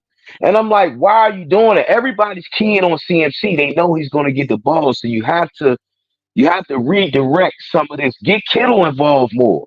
Well, they're letting CMC call his own shots, and it's like, you know what? No, you're the coach. Yeah, that's not good. You're the coach. You decide who you utilize. I just don't. I'd like to see them use JP Mason a little bit. I think he can run through arm tackles. I think he's got speed. I think he's got power. He's the guy that I'd like to see a little bit more. So that's my thought. Hey, what's your Niners sweatshirt there? What do you got on the sleeves? Oh yeah, I had the Super Bowl patch. I don't know if you can see this patch on my sleeve. 29? Is that Niners Chargers? Yep. Niners Chargers, yep. And then this one is just the 49ers and the helmet. Tight. That's tight, man. Yeah, I like that. Yeah, I appreciate it. Yeah, I'm a diehard Niner fan. I've been a Niner fan for about 30 years. The hat's tight too. What does that say? I actually bought this hat in San Francisco. I came there in 2000. 21, the year we lost to Green Bay on Sunday Night Football. Okay. That was actually my birthday. So I went to Pier 39. There you go. I went down. I saw the big Nick Bosa. How'd you become a Niner fan? Well, it's weird because, coming up, I used to go to church every Sunday. So we used to play football outside of the church every Sunday. So two of my cousins, one of them was a 49er fan and one of them were a Dallas fan. And my brother was a Dallas fan. So we used to play 2-on-2. We would be the 49ers. They would be the Cowboys. So I like how you say, I used to go to church every Sunday. I used to go. I used to. He doesn't do it anymore. Yeah, I used to. But I think sounds like me talking to my wife. Yeah, honey, I used to go to church every Sunday with you. Now I watch the NFL and gamble on it. But yeah, I'm with you in spirit. I really do think that we're going to come out of the bye. I think this bye is going to help us. But I think we're going to come out of the bye, and I think we're going to hit the ground running. When we come out of the box, we don't have a choice. Hey, seriously, it's go time, man. It is go time for the Niners. There's no messing around. They got to a 5-0 start. Now they've lost 3 in a row. It's time to circle the wagons and get this thing back on the rails, or we can call it a season. You know what I mean? You lose I don't want to be over dramatic, but you lose the next 2 games to Jacksonville and Cincinnati, you're almost done. You're almost done. Well, we already lost to Cincinnati. To Tampa. Yeah, if you lose to Jacksonville and Tampa the next 2 weeks with, 2 games against Seattle coming up and Philly and Baltimore coming up on Christmas, the way the schedule finishes, if they lose the next 2 games, they're probably done. So they better whatever his best game plan is, whatever his best speech is, whatever his best plan is, go to it now. Because there's some serious urgency here. And we do have to focus on stopping the run because our linebackers are going to get hurt. They're taking too many hits. It's too many running backs coming up to the second level. Greenlaw gets up, hurt every play. Warner's walking around holding his hand. Like they have to make too many tackles, and these guys are making too much money not to be able to. Okay, whatever the call, Will's call. You see the guy coming up in the hole. Try to get to the guy. Don't let these guys push you all over. They're pushing our defensive line. They're running back 7-8 yards in the backfield, and the safeties have to come up and make the plays. So we have our offensive line and defensive lines have to set the tone. They have to open holes, like you said, Larry. Put JP in the game, but the offensive line also has to open creases. Because he's a between the tackles kind of runner, mostly. He's a punishing runner. So you want to open those holes up so you can get the outsides going because they'll try to stack the box. But if you can still open the holes, because that's what we do. We open the holes on defense. The other team's offensive line open the holes up and they're right in front of Warner. They're right in front of Greenlaw. And when they go out the game, we have Owen Burks as our third linebacker. When Jimmy Ward, just like the last caller you was just talking to, Jimmy Ward and Aziz, those are like they are 49ers. Right. Those guys were warriors, man. They were the guy what John Lynch is trying to put together, you lost 2 big key components when you did that. And you're trying to just fill them in. I don't know whose decision it was to get Oliver. But that was I don't know what they saw in him. I mean, you could have just paid Jimmy Ward. You got $40 million in cap space. Pay Jimmy Ward. It was personal. Jimmy Ward and Shanahan didn't see eye to eye. And that's right. Jimmy Ward wanted to play safety, right? He wanted to play safety because safeties make more than nickel corners, and Shanahan wanted to use him at nickel corner because they felt like Gibson on the field was a better deep center fielder. And then Jimmy left. And the sad thing was Jimmy didn't make any money. It's not like Jimmy got the bag. He didn't get the bag. He didn't. They was so lost mad, a really good player. They lost a really good player. Hey, Tay, we got 2 of them. Oh, I know. And Aziz is a killer. Tay, we got to jump, man, but we love rapping with you. Call us back next week, man. We appreciate you. I Thanks, will. Jay. I will. I remember I commented on one of you were on the live. I can't think of the guy's name. I brought up DJ Jones, and then I saw you had brought him up as far as run stopping. I said, okay, we on the same. We here. Okay. All right. Tay, thanks for jumping in, man. We'll talk to you soon. Bang, bang, Niner gang. I love it. I like Tay, man. Tay's good vibes. He has the energy. He's got good energy, good vibes. He's got the cool sweatshirt. He's an East Coast Chase Young representative for us. East Coast represent. Okay, we got two guys in the chat and back here, but they don't have cameras. We don't typically go to. Oh wait, here we go. Jay's there. I have to bounce soon, so you might have to finish. Well, let's just do. We'll do this. We'll do Jay. Jay was here talking about Crosby, Max Crosby last week. Our Crosby insider. Raider Nation. Jay, they didn't listen to you. I love the idea, though. I even went with it on Twitter. I brought it up. I thought it was a great idea. You can hear me, right? Yeah, we got you. Yeah, I don't. To be honest, I think it's ridiculous that the Raiders fired their whole staff and they didn't trade anybody to get any picks. Like that just shows you how stupid they are. It's like you got rid of your GM, your coach, and your offensive coordinator, and you don't try to trade Devontae Adams. You don't try to trade Max Crosby or Josh Jacobs. You just like, yeah, we're just gonna like put Aiden O'Connell in and whatever. Like whatever. Like, it just shows when some non-football person is making decisions. That's what happened. And Mark's making decisions. He's sitting there. He's got some money. He's probably talked to Harbaugh. Harbaugh said, I want to be the coach and the GM. He said, I'll run out both the coach and the GM. And that's what he did. I think they're going to try to get Harbaugh. I was watching CBS and they had Brady Quinn on and he was saying like how like he owns like the WNBA team in Vegas. And he was saying, they won the championship. And he's like, Mark Davis probably like, oh, well, if they can win a championship, the Raiders can win a championship. We just fire everybody. And that literally right after that happened, they did that. But good luck with that. I was actually waiting earlier when you had that one guy. You guys were going into World War III about content creators and whatever. But, Mr. Blue Magic was trying to call me out and whatever. Yeah. I mean, that's fine. We're cool. We're cool. But I don't cover anybody. I don't cover anybody. I think it's stupid because I think it's like it's to me it's like some people have stupid takes, some people are shock jocks, like how it is, and like you have Grant on and he's always, and I think Grant's funny, but I don't think he really knows anything about football because he always bringing up like they shouldn't have got Wilkes, they should have got Fangio or Swartz, and it's like well Swartz is good and for the Browns, but the Dolphins defense sucks. Like nobody brings that up because they score a bunch of points. I've lived in Florida. Their defense sucks. They gave up like 31 points to the freaking Eagles. Like in a blink of an eye. Like they were like their defense sucks. Like but anyway, the whole, they got Chase Young, which I think is a good thing. I think it's a good deal because they just got a young guy for nothing. I don't know. I thought it was crazy that people really thought they were gonna get a cornerback. I'm like, no one gives up cornerbacks, no one gives up tackles. No, like, those are the two. If you don't have offensive tackles, if you don't have corners, good luck. Yeah. That's why you got hit in the draft.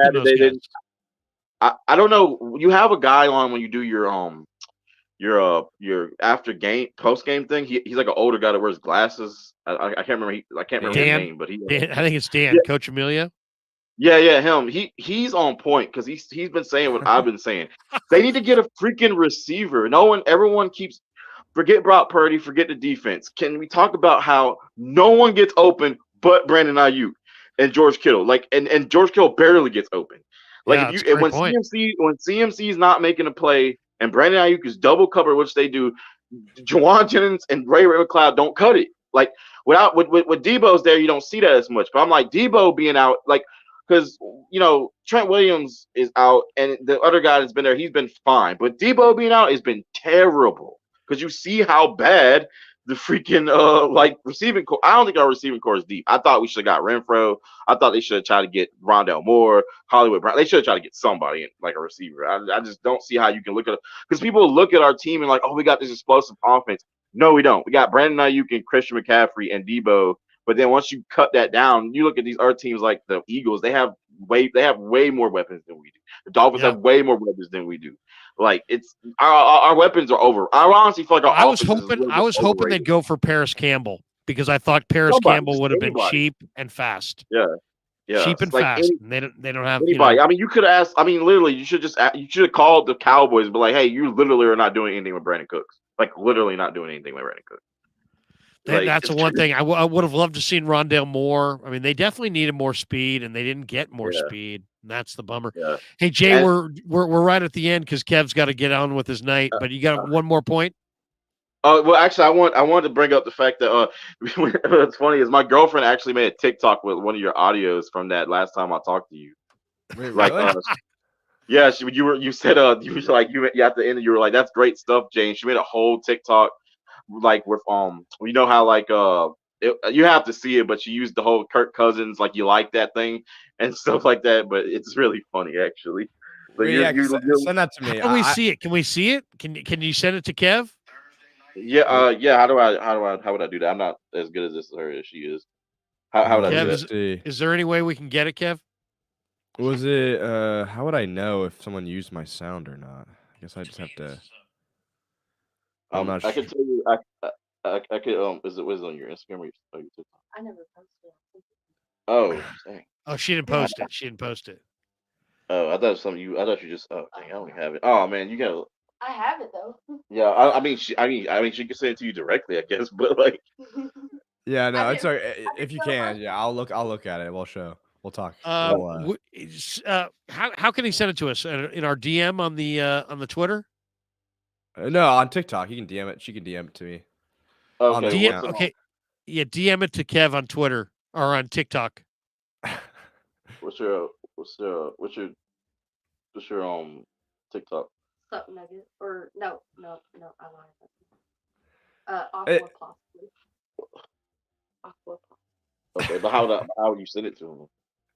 I don't know. I don't think you can. I don't know. I thought I can post. It's okay if you can't. It's okay if you can't, but you can just if you just DM it to me on TikTok, I'll take a look at it. Okay. That's all I was saying. Kev Kruger, right?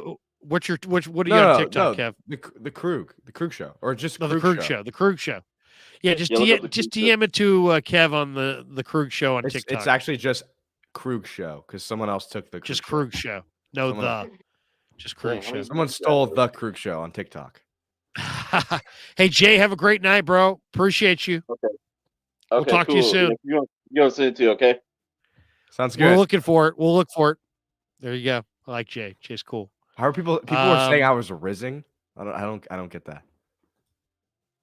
Like what? What does that mean? I don't know.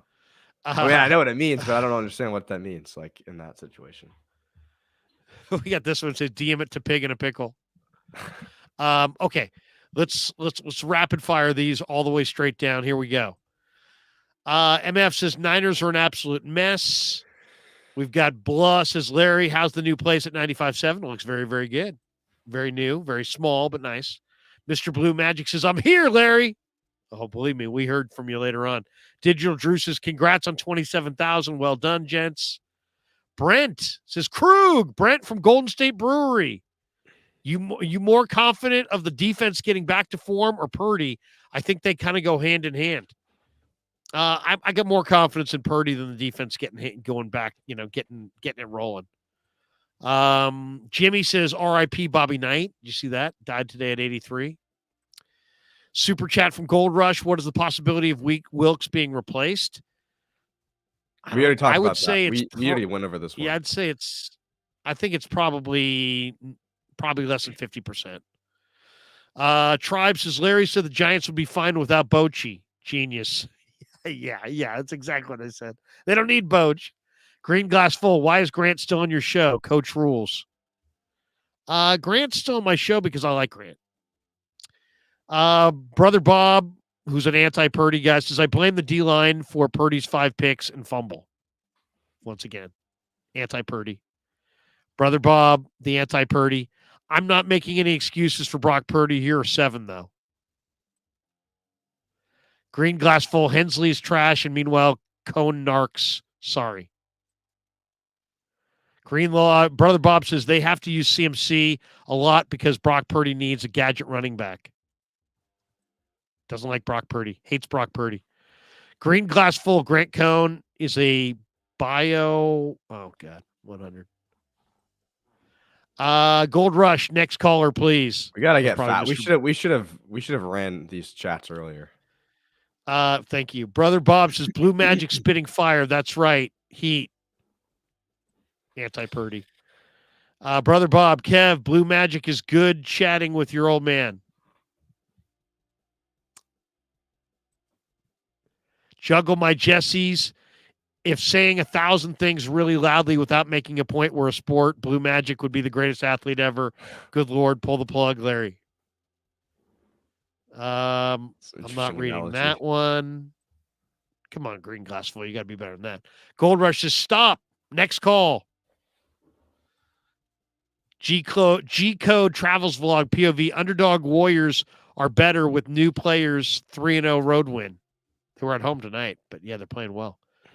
Torta Monsta says, leaders find a way to push their players. Shanahan can't drop his ego and just play to his players' strengths. Time for the flying banner over Levi's. Michael Alanis, Larry, one of the things that concerns me is the run game. Kyle needs to get more creative and incorporate TDP and Mason more. We become one-dimensional and predictable on offense overusing CMC. Purdy hater says, yeah, peeps who say Purdy now should chill too. Crown Purdy should now chill too. Everything is anti-Purdy. Have you noticed that? With Brother Bob, everything's anti-Purdy. Flav, Mason is a great runner, but terrible in pass protection. That's why Kyle Shanahan can't play him more. If you need a reminder, rewatch JT's video of the preseason. He made fun of Mason's pass blocking more than Trey. That wasn't JP Mason. That was TDP, I think. I think so too.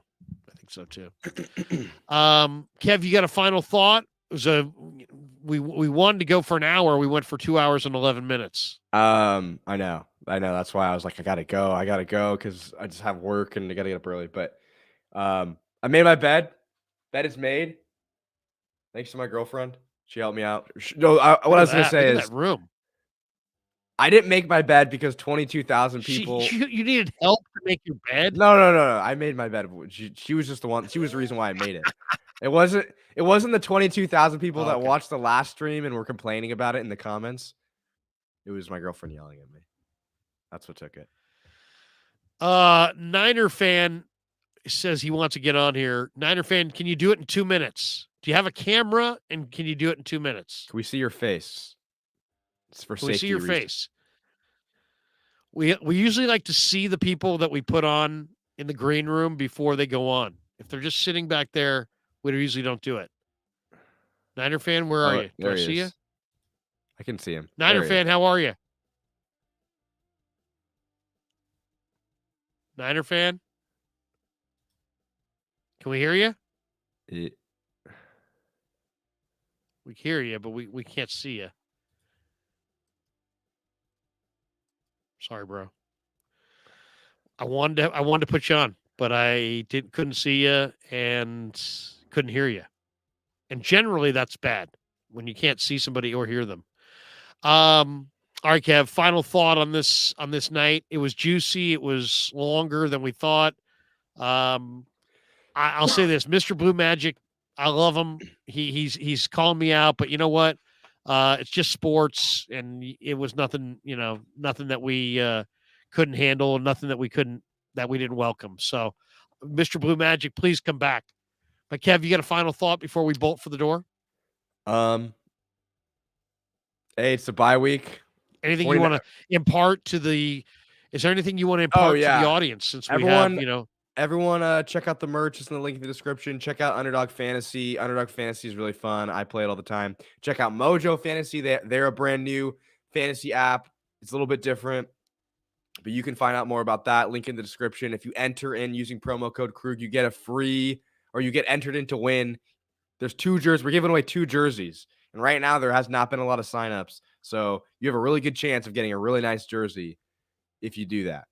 Also check out our podcast. There you go. There's a link tree in the description of wherever you're watching this, and you can check out all of our socials, the Instagram, the TikTok, the Spotify, the Apple Podcast, all that good stuff. And thank you everyone for watching. Appreciate the support. Drop a comment. I read I'd say 90% of the comments. So I actually do read. I don't respond to very many. And if you leave a nice comment, I always heart it if I see it. So drop a comment. I'll read it. If you have any suggestions for anything, let me know. We have 27,142 subs. So if you've yet to hit like and subscribe, please hit like and subscribe. If the channel's growing, we've picked up a ton of new subs in it's basically we picked up almost 3,000 subs in the last month. We just had the biggest month for views in the history of the channel. Is that correct, Kev? For the third month in a row. Third month in a row. We've set a channel record for 3 months in a row, so that's good. Thanks to everybody. Have a great night. Tomorrow, I'll be back on the radio, so check me out with Mark Willard. Steve Kerr is going to join us tomorrow on the show. I'll be on from 2 to 6 on 95.7 The Game. And then tomorrow night, me, Jesse, and Vish will have the big show. I may be a few minutes late because I'll be barding back from San Francisco. But look for that tomorrow night on the channel. Always new videos popping up from every single day. So we want to thank everybody for supporting the channel. Is that the newest Flav says Kev's girlfriend was the reason he made his bed. Attaboy. Look at that. Look at that. Flav living vicariously through you there. Anyway, Flav, get your mind out of the gutter. And anyway, that's going to do it for us. Kev, good to see you. How's things down in Cal Poly? Everything good? Dude, it's weird in the mornings. It's fucking sorry. I gotta stop swearing on this podcast. It's freaking freezing in the mornings, but it's 82 during the day. So I'll leave here in sweatpants and I'm sweating my ass off when I'm coming home. That's my dilemma right now. That's my biggest issue right now with life. Seriously, I was like that at Sac State. You don't know if you got a morning class. Do you bring a big sweatshirt and then you got to lug that thing around in the afternoon when it's hot? It's the fall. Life of a college student, very difficult. Thanks to our sponsors, MarinAutoglass.com, 415-883-3030, New York style Italian sausage. Of course, our good friends over at Underdog Fantasy. Check that link in the description and sign up using the link in the description, the promo code Krug, and they'll match you up to $100. And earlier in the stream, we gave our picks for Thursday Night Football. And last but certainly not least, Pig and a Pickle, the best barbecue in all of Northern California. Thanks to Pig and a Pickle for being the title sponsor of the Krug Show. For Kev, I'm Larry. Have a great night. Peace. And we're out. Yeah, never met a man I've been scared of.